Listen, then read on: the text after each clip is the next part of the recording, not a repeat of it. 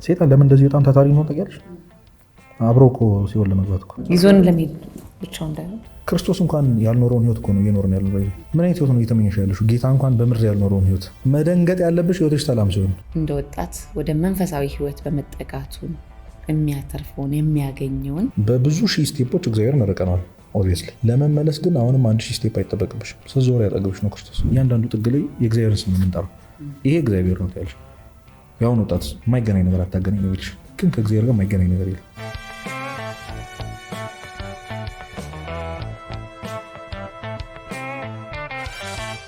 ሰላም ጤና ይስጥልን። ይህ ቆይታ ከአምለሰት ጋር ነው። የዛሬ እንግዳችን አድርገን የጋበዝነው በመንፈሳዊ ህይወት በወጣቶች ላይ በስፋት እየተንቀሳቀሰ የሚገኘውን መምህር ዲያቆን ኢዩኤል ሀብታሙን ነው። መምህር እንግዳችን ሆነ እዚህ ድረስ ስለተገኘና ፈቃደኛ ስለሆን እጅግ በጣም አድርጌ አመሰግናለሁ። እኔም አመሰግናለሁ።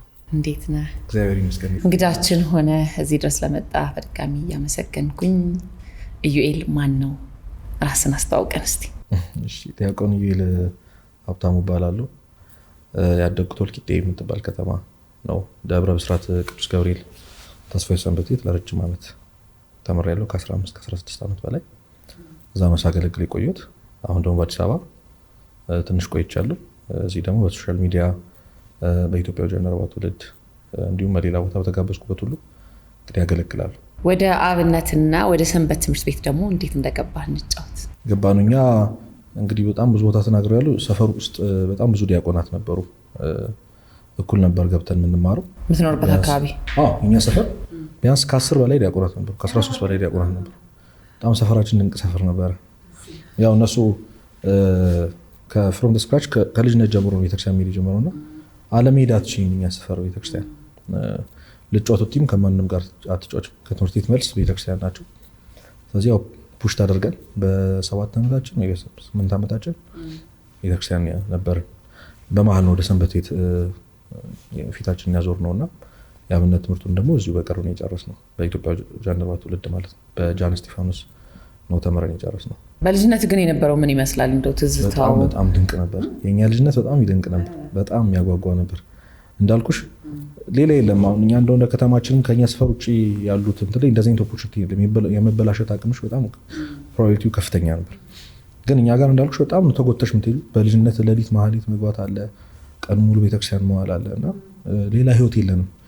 ቤተክርስቲያን ከቀረን ራሳችን እስከሚያምን ድረስ እና ከ11 ሰዓት በኋላ ያለውን አየርም ሁኔታውን ማናውቀውም። የከተማው ሁሌ ቤተክርስቲያን፣ ሁሌ ከታመምሽ አንዱ ለቀን ከቀረሽ የቤተክርስቲያን ሰው ነው ግር ብሎ አንቺ ጋር የሚመጣው። ምን ሆኖ ነው የቀረሰው እና ቀላል አልነበረም። ክረምት አሁን እንዲሁ ቤተሰብ ጋር ስትሄጂ ምናምን በጣም መነፋፈቅ ነበረው። እግዚአብሔር ብቻ ረድቶን ያው በእርግጠኝነት ምን አይነት አሸባሪ ሊሆን እንደምችል ስለሚያውቅ ነው ቤተክርስቲያን ያሳደገኝ እግዚአብሔር ነው። ለእኛ በጣም ትልቅ ፕሪቪሌጅ ነበር ቤተክርስቲያን ማደግ። ሰንበት ቤታችን በጣም ድንቅ ሰንበት ቤት ናት። ጓደኞቻችን ዙሪያችን በጣም የሚደናነቁ ሰዎች ናቸው እና ሙሉ እድሜያችን አሳልፈን የሰጠነው ለቤተክርስቲያን።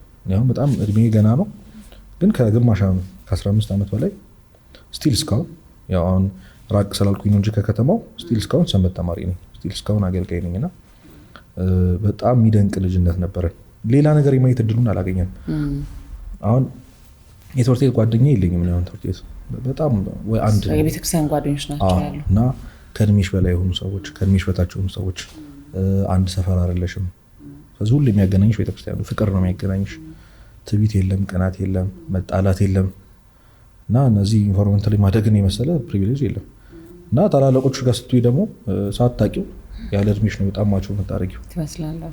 አንድ እሱ ደግሞ ትምህርት ቤት ላይ ራሱ አለማዊ እውቀትሽ ላይም ትምህርት ላይም ከሰዎች ጋር ያለን ኮሚኒኬሽን አሁን በጣም ብዙ ፐብሊክ ስፒች የሚያደርጉ ሰዎች እንዲታወቁ ሰዎች ሲጠይቁ ባግራውንዳቸው ሰንበት ቤት ነው።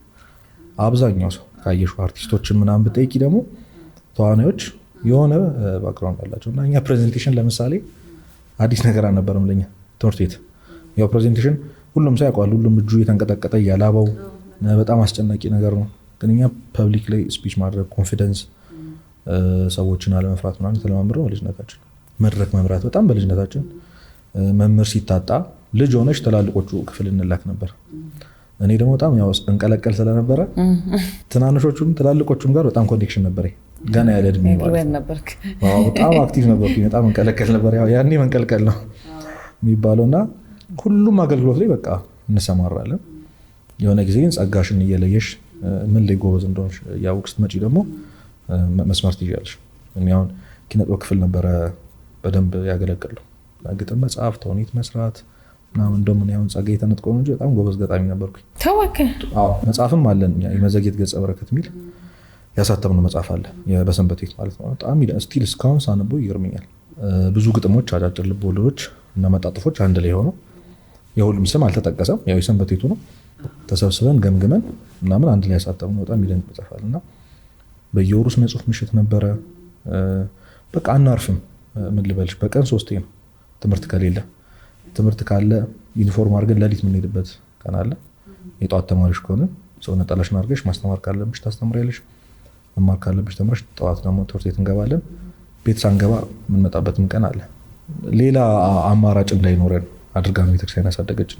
በጣም ግሬትፉል መሆነው ያንን ነው። እግዚአብሔርንም ሌላ አማራጭ እንዳይኖረኝ ከአንተ ውጭ ከቤተክርስቲያን ውጭ ሌላ አማራጭ እንዳይኖረኝ ስላደረገኝ ያመሰግናል። በጣም ብዙ ሰው ሲከፋው ምን ሲል የሚሄድበት ቦታ የታወቀ ነው። ወይ ደግሞ አዲስ ነገር ይጀምራል አይደል? በጣም አሁን ወጣቶች ዲፕረስድ ሲሆኑ፣ በማይጠብቁት ኃጢአት ሲወድቁ፣ የማይጠብቁት ስብራት ሲገጥማቸው ወይ ወደ መጠጡ ነው ወይ የሆነ ሱስ ለመደበቅ ነው። እኛ ሌላ ህይወት አናውቅም። አምላካ ነው የለም። አይ ሲጀምር ኤክስፔሪንስ ያደረግነው ነገር የለም። ከዛ ውጭ እድሉን አላገኘነው እና ከዛ ውጭ ሌላ ነገር ማሰብ እንዳንችል አድርጋ ቤተክርስቲያን ያሳደገችው ከእግዚአብሔር ውጭ። እንደ ቤተሰብስ ድጋፍ ያደርግ ነበረ? በዚህ ሁሉ ሁኔታ ነበረ። እንዴት ነው? ፍቃድ ነበረው። ፍቃድ አለ፣ ግን ያው ትንሽ ነበረው ተግዳሮቶች አሉ። ምክንያቱም የቤተሰብ ታውቂያለሽ ትምህርት ላይ ትኩረት እንድታደርጊ ይፈልጋል። እኛ ደግሞ በጣም አስጨመንታ አለኝ። በዚሁ አጋጣሚ አይደንቲካል አይደል? ወይ እንደዛ ቢሆን ልቸገር ነበር መምህር እየተባለ ሰው ያስቸግረው ነበር። ግን አይደንቲካል አይደለም። ቀድሞ የወጣው እሱ ነው። ያው ታላቅ ነው የሚባለው። በጣም ጎበዝ ሰው ነው። ኪሩቤል ሀብታሙ ይባላል።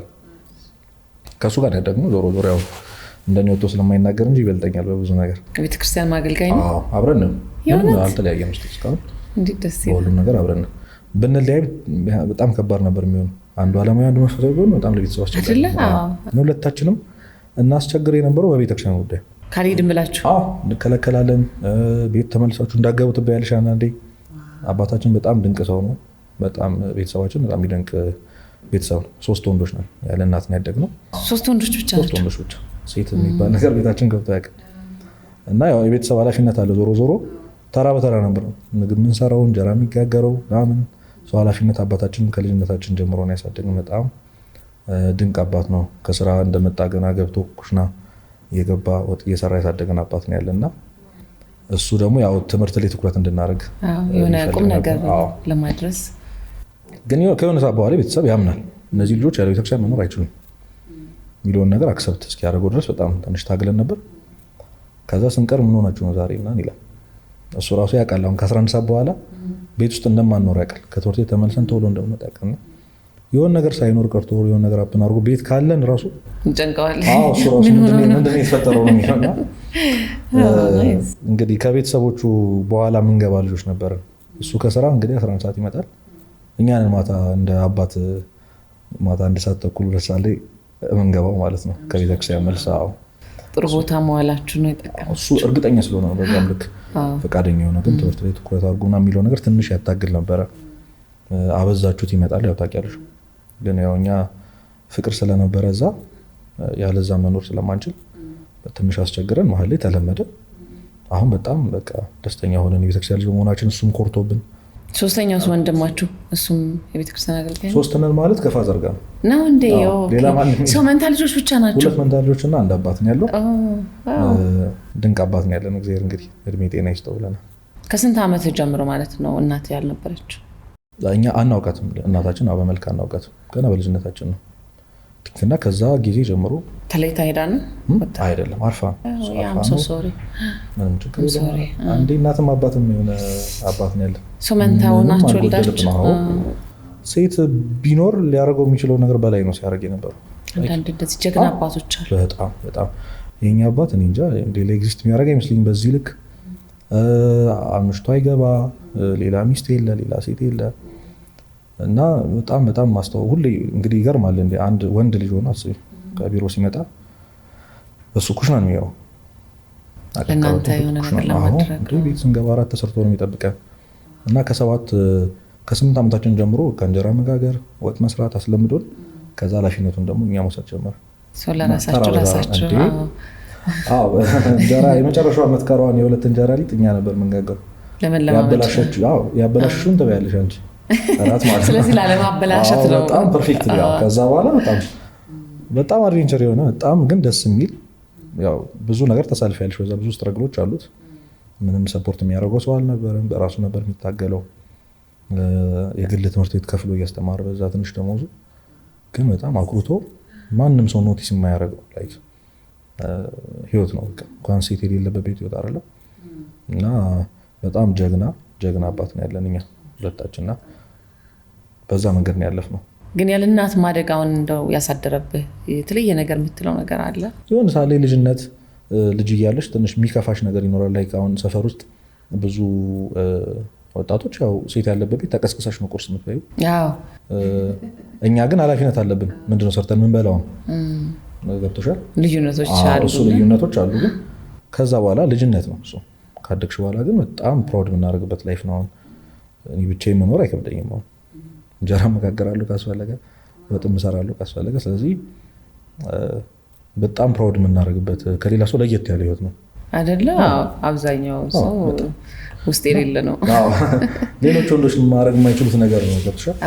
እንደዚህ ቴኬር አድርገሽ እኛ እንደውም ቀን ይከፋፈልን ነበር ከብራዘር። ሙሉ ቀንና ጎዶሎ ቀን ተብሎ ነው የሚሰጠን። በቃ ምንድነው ሙሉ ቀንና ጎዶሎ? አሁን በአንድ ከሆነ እሱ ነው ምግብ ይሰራል። በሁለት ማለት እኔ ነኝ። የማን ጣፍጥ ነበር? እሱ ጎበዝ ነው አይ ቲንክ ምግብ ላይ። እኔ አስቸጋሪ ሰው ነኝ በጣም። በጣም አስቸጋሪ ሰው ነው። ሰንበት ቤት ራሱ የመጀመሪያዎቹ 2 ዓመታት ላይ በጣም ረባሹ ተማሪ ነበርኩ። ምንድነው ወሬ ምናምን በጣም ታግጄ አውቃለሁ። ብዙ ቦታ 3 ወር የልጅ ሰንበት ቤት እንዳይመጣ ተብሎ ከዛ ከ3 ወር በኋላ ጸባይን አስተካክለህ ትመጣለና ይሄ እንዴት ነው ረባሹን ተማሪ አለቃ አድርገው አይደል የሚያስተካክሉት? የሆነ ኃላፊነት ሲሰጡኝ ለካ አክቲቭ ነኝና እሱን ነው በቃ እያወቅን ሰንበት ቤቷን እየወደድኳት ሰዎችን ማገልገል በጣም ፍቅር እያደረብን ሲመጣ እነዛ ጊዜያቶች አልፎ የሰንበት ቤቱ በጣም በቃ ዋና ሰዎች ሆን ሁላችንም አይን ሰዎች ፊት ለፊት የምንቀመጥ ሁሉን ነገር የምናደርግ ሰዎች ስማችን የሚጠራ ሰዎች ሆንና ያለ እድሜ ነው የሰንበት ቤቱን ስራ አስፈጻሚ ራሱ የሆንኩት። በጣም ትዝ ይለኛል። ያው እኛ አሁን 3 ክፍሎች አሉት። አሁን እንትን ብሏል ተከፋፍሏል። ግን መጀመሪያ የነበረው እንደዛ ነው። ፍኖተ ጽድቅ፣ አምደ ሃይማኖትና የሃዊ የሚባል ክፍል ነበረው። ፍኖተ ጽድቅ በጣም የህፃናት ነው። ቀድመሽ ስትገቢ ልጅ እያልሽ የገባንበት ማለት ነው። ከዛ አምደ ሃይማኖት ደግሞ መካከለኞች ነው። የሃዊ ደግሞ ወጣቶች የሚባሉ ትላልቆች ነው። እና ገና አምደ ሃይማኖት ተማሪ እያለሁ ነው የዋናው 3ቱን ክፍል የሚያስተዳድር ስራ አስፈጻሚ ሆንኩት። የኪነ ጥበብ ስራ አስፈጻሚ ሆንኩት ባንዴ። ስለዚህ ትላልቆቹ እና እንደዛ ነው ለካ ረባሽ የሚባለው በጣም የሚንቀለቀለው ተማሪ ምናምን ለካ ኃላፊነት ሲሰጠው ደግሞ በዛው ኢነርጂ ነው የሚያገለግለው።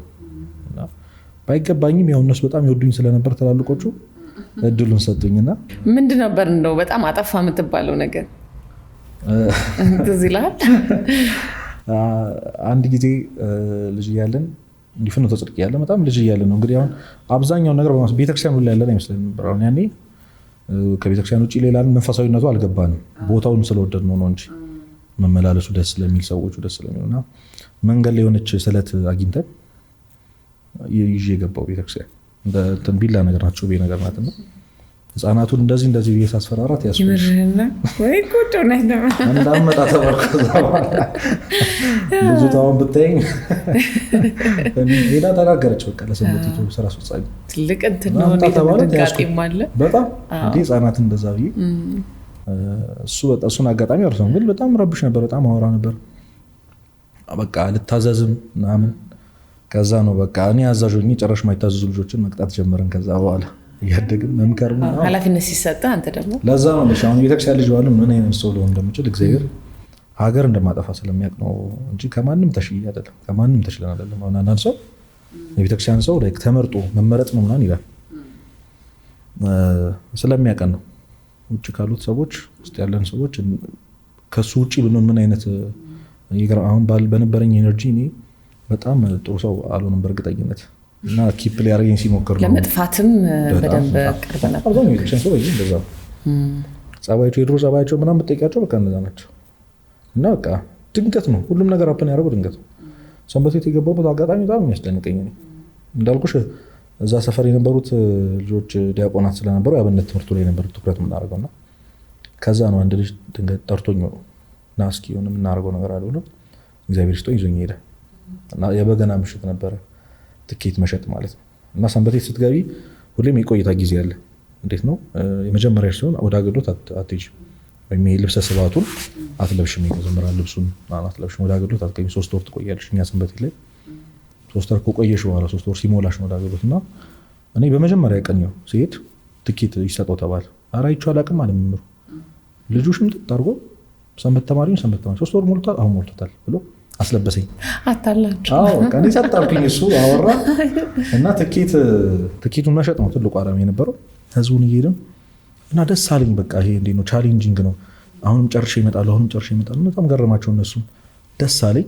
ቀረው በቃ እዛው ቀረው እና አሁን በጣም ህይወቴ እንዲስተካከል በቃ ትክክለኛ ህይወት እንዲኖረኝ ያደረገችኝ ሰንበቴ በጣም ባለውለታዬ ናት። መቼ ነበር ወደ አዲስ አበባ ደግሞ የመጣኸው? አይ ቲንክ አሁን 3 ዓመት እዛ ነው ያገለገልከው በደንብ? አብዛኛውን ጊዜ እዛ ነው እንመላለስ ነበር። እዚህም ቤተሰብ ስላለን እንመላለሳለን። ግን ወደ ሶሻል ሚዲያውም ሳንመጣ ምናምን እኔ መጣ ነው ድንገት ነው ወደዚህ መጣው። ዘመናዊ ትምህርት ደግሞ አለ ከጎን ለጎንና እሱንስ እንደው እንዴት ነበር የምታስኬደው? በጣም ጎበዝ ተማሪ አልነበርኩም እውነት ለመናገር፣ ግን ወንድሜ በጣም ጎበዝ ተማሪ ነበር። ያው በቃ ከቤተክርስቲያን ስንመጣ እናጠናለን፣ ሄዳለን። ትምህርቱን በትክክል ነበር የምንማረው። የኛ ትውልድ ምንድነው ላይክ አዲሱ ካሪኩለም የመጣበት የመጀመሪያዎቹ ባቾች ነን። የ2014 ማለት ነው። ለዛ በጣም ብዙ ነገሮች ተደበላለቁ ከሆነ ጊዜ በኋላ እንጂ እስከዛ ድረስ በጣም አባታችን በሚፈልገው መንገድ እንኳን ባይሆን ቶፕ የሚባሉ ተማሪዎች አልነበርንም። ከመካከለኛ ተማሪዎች ሆነን ቀጥላል። ወንድሜ በጣም ጎበዝ ተማሪ ነበረ። በሱም አልጎደልም ነው። ዞሮ ቤተክርስቲያንም አታጎልሽም። እንደውም ያግዛል ይባላል፣ አይምሮስ ያስፋል ይባላል። በጣም አሁን ዳሴ ማርያም መሸምደድ ምናምን የኛ ሰፈር ልጆች በጣም እንኮራባቸው ዲያቆናቶች ናቸው። አሁን በጣም ዓለም አቀፍ የሆኑ ሰዎች አሉ። እነ ዲያቆን ከፈ ሚካኤል የሚባሉ በጣም የሚደናንቁ ሰዎች አሉ። እና በጣም የሚያኮራ ህይወት ነው። የወደቀ ሰው ማናቀም፣ እኛ የወደቀ ሰው ማናቀም። ስለዚህ እንደው በትምህርት ሲስተሙ አሁን ላትሄጂ ትችያለሽ፣ እስከ መጨረሻው ድረስ ላትሄጂ ትችያለሽ፣ ግን በህይወት በጣም ሰክሰስፉል የሆኑ ሰዎች ናቸው። እሱ ነው ትልቁና ዋናው ነገር አይደለም? አዎ ያም ቢሆን እውነቱን ለመናገር መጨረሻው ቤተሰብ የሚጠብቀው ቤተሰብን ጦርበት ወይ ስራ አገኝበት ነው። እንደውም እርሊ ገና በጣም ኤድሚሽን ሳትፈጂ ያንን አቺቭ ማድረግ የምትችል ከሆነ ወይ ናት። እኛ እንደዛ ነው እናስበው። እና የሆነ በሲስተሙ በጣም ታጭቀን የኖረን ሰዎች አለን። ግዴታ እንደዚህ ማድረግ አለባችሁና ብለን የኖረን ሰዎች አልነበርም። ነፃ ነበራችሁ የምትፈልጉትን በነፃነት ግዴታ ነው ምናምን የምንል ሰዎች አልነበርንም። ግን በዛ ልክ ደግሞ ጎልናል የምንባልም ሰዎች አልነበርም። ባላንስ አድርገን ነው ስንቀጥል የነበረው። የት ድረስ ሄድክ በዘመናዊ ትምህርት? እንግዲህ እስከ ኮሌጅ ድረስ ነው። እሱንም አልጨረስኩትም ገና መሀል ላይ ወደ አገልግሎት ነው የገባነው። እሺ ወደ አዲስ አበባ ደግሞ እንምጣና የአዲስ አበባ ቆይታ የት እንደምታገለግል አዲስ አበባን ደግሞ ለመጀመሪያ ጊዜ እንደው ኤክስፒሪየንስ ታደርግ የነበረውን ፊሊንግ ደግሞ ለኑሮ መምጣት ከባድ ነው። ክረምት ያው እንዳልኩሽ አጎት አክስት ምናምን ስላለ ለመጠየቅ የመዞር እድሉ ነበረ ነው እናውቃታለን በደንብ። ግን ለመኖር መምጣት ትንሽ ሰፊ ከተማ ስለሆነች ታስፈራ ነበረ። ስራ ለማግኘት እንዲሁም ለመማርም ነበር የመጣሁት። እኔ እንዳልኩሽ ኮሌጅ ለመማር ነበር የመጣሁት እና በመሀል ስራ አገኘን። እግዚአብሔር እንደው አትወጣ ሲለኝ ቤተክርስቲያን ላይ ኢንቮልቭ የሚያደርግ ስራ ነበር። በጣም ያስጨነቀኝ የነበረው ይሄ የለመድነው በየቀኑ ቤተክርስቲያን መሄድ የሚባለውን ነገር ያስቀራል ምናምን የሚል በጣም ፍራቻ ነበር። ምክንያቱም ኮሚትር የምትሆኝበት ግዴታ ጠዋት ወጥተሽ ማታ የምትገቢበት ስራ ለዛውም በአዲስ አበባ ትራንስፖርቴሽን ምናምን ይገባሻል። በጣም ብዙ ሰው ቤተክርስቲያን መሄድ ፈልጎ የማይሄዱ በስራ ምክንያት ነው። እሱን እፈራ ነበር። በየቀኑ ቤተክርስቲያን እንድሄድ የሚያደርገኝ ስራ አገኘው። እግዚአብሔር ይመስገን። ብቻ እግዚአብሔር ቸር ነው። በጣም አስባቸው መኛቸው የነበሩ ነገሮች ላገኛቸው የምፈልጋቸው ሰዎች እነዛን ሰዎች ማግኘት እድል አገኘው። ብቻ ጆርኒ በጣም ደስ ይል ነበረ።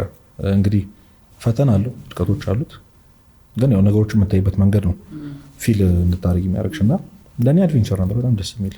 እስቲ እንደው አንድ ወጣት እንደ ወጣት ወደ መንፈሳዊ ህይወት በመጠጋቱን የሚያተርፈውን የሚያገኘውን የሚያጠነክር ጥሩ እይታንም እንዲኖር የሚያደርግ ስለሆነ እናንሳ ውስጥ ምክንያቱም አንተም በመንፈሳዊ ህይወት ውስጥ የምታገለግል ወጣት ስለሆንክ በአንተ መመከሩ ጥሩ ነው ብዬ ነው። እንዴት ነው? እኛ በጣም ፋንሲ ነገር አንደኛ አንመኝም። ለመሰለሽ አሁን እውነቱን ነገር ከተባለ ሁሉም ሰው እየበላ እየጠጣ ነው እየኖረ ያለው። ኤክሰስ ነገር ፍለጋ ላይክ ገብቶሻል አይደል? ጀጅ እያደረኩኝ አይደለም። መፈታት ያለባቸው ችግሮች አሉ ቤት ውስጥ ምናምን ይገባኛል። እኛም እኮ ስራ ብለን የወጣ ነው ለዛ ነው። ቢያንስ ከአባታችን አናት ከወረድን አይደለም ቤተሰቤ ላይ በርደን መሆን የለብኝም የሚል አስተሳሰብ ሲኖርሽ ነው። ግን እኔ አሳልፋቸው የነበሩ መራብም መጠማትም መቸገርም እንዴት ነው ከዚህ በፊት ሰው እያጽናናን ስለሆነ ይኖር ነው ያ ቃል ለእኛም ይሰራል እና እያለቀስን የኖርነውን ህይወት እየሳቅን የምንተረክበት ቀን ይመጣል የምትል ፕሪንሲፕል ነበረችኝ ሁሌ እና እንዴት ነው ሳልፈው እንዴት እንደማወራው እያሰብኩ ደስ ይለኝ ነበር። ካለፈው በኋላ ስታወሪው እንዲህ እኮ አሳልፌያለሁ እንደዚህ የታክሲ አጥቼ እንዲሆኝ ምናምን ስትይ በቃ እሱ በጣም ያበረታን ነበር እና የቤተክርስቲያን ሰው መሆን እንዴት ነው በጣም ኤክሰስ የሆኑ ነገሮችን እንዳንመኝ ለዓለም ያለሽን አመለካከት ይሄ ሀብት በጣም በቃ ዌልዝ እና የሚባሉ ጉዳዮች ላይ ያለን አመለካከት የተለየ ስለነበረ ብዙ የሚያጓጓን ነገር አለ፣ ብዙ የሚያስደንቀን ነገር አልነበረ። አዲስ አበባ ላይ እንግዲህ በጣም ብዙ ሰው የብዙ ሰው ላይፍ በጣም ዲፈረንስ አለ አይደል? አዎ በጣም ልዩነት አለ። በጣም ኦፖዚት እስኪሆን ድረስ በጣም ዝቅ ያለ ህይወት በጣም ከፍ ያለ ህይወት አንድ ከተማ ውስጥ አንድ መንደር ውስጥ የሚኖርበት ነው እና አይ ቲንክ በጣም ብዙ ሰው ራሱን ኮምፔር እያደረገ ነው። በጣም ብዙ ወጣት የሚጨነቀው የሌላውን ሰው ህይወት እያየ እና እሱ ስለነበረ እኛ አያጓጓኝ ነበር፣ አያጓጓም፣ ፍላጎቱም አልነበረም።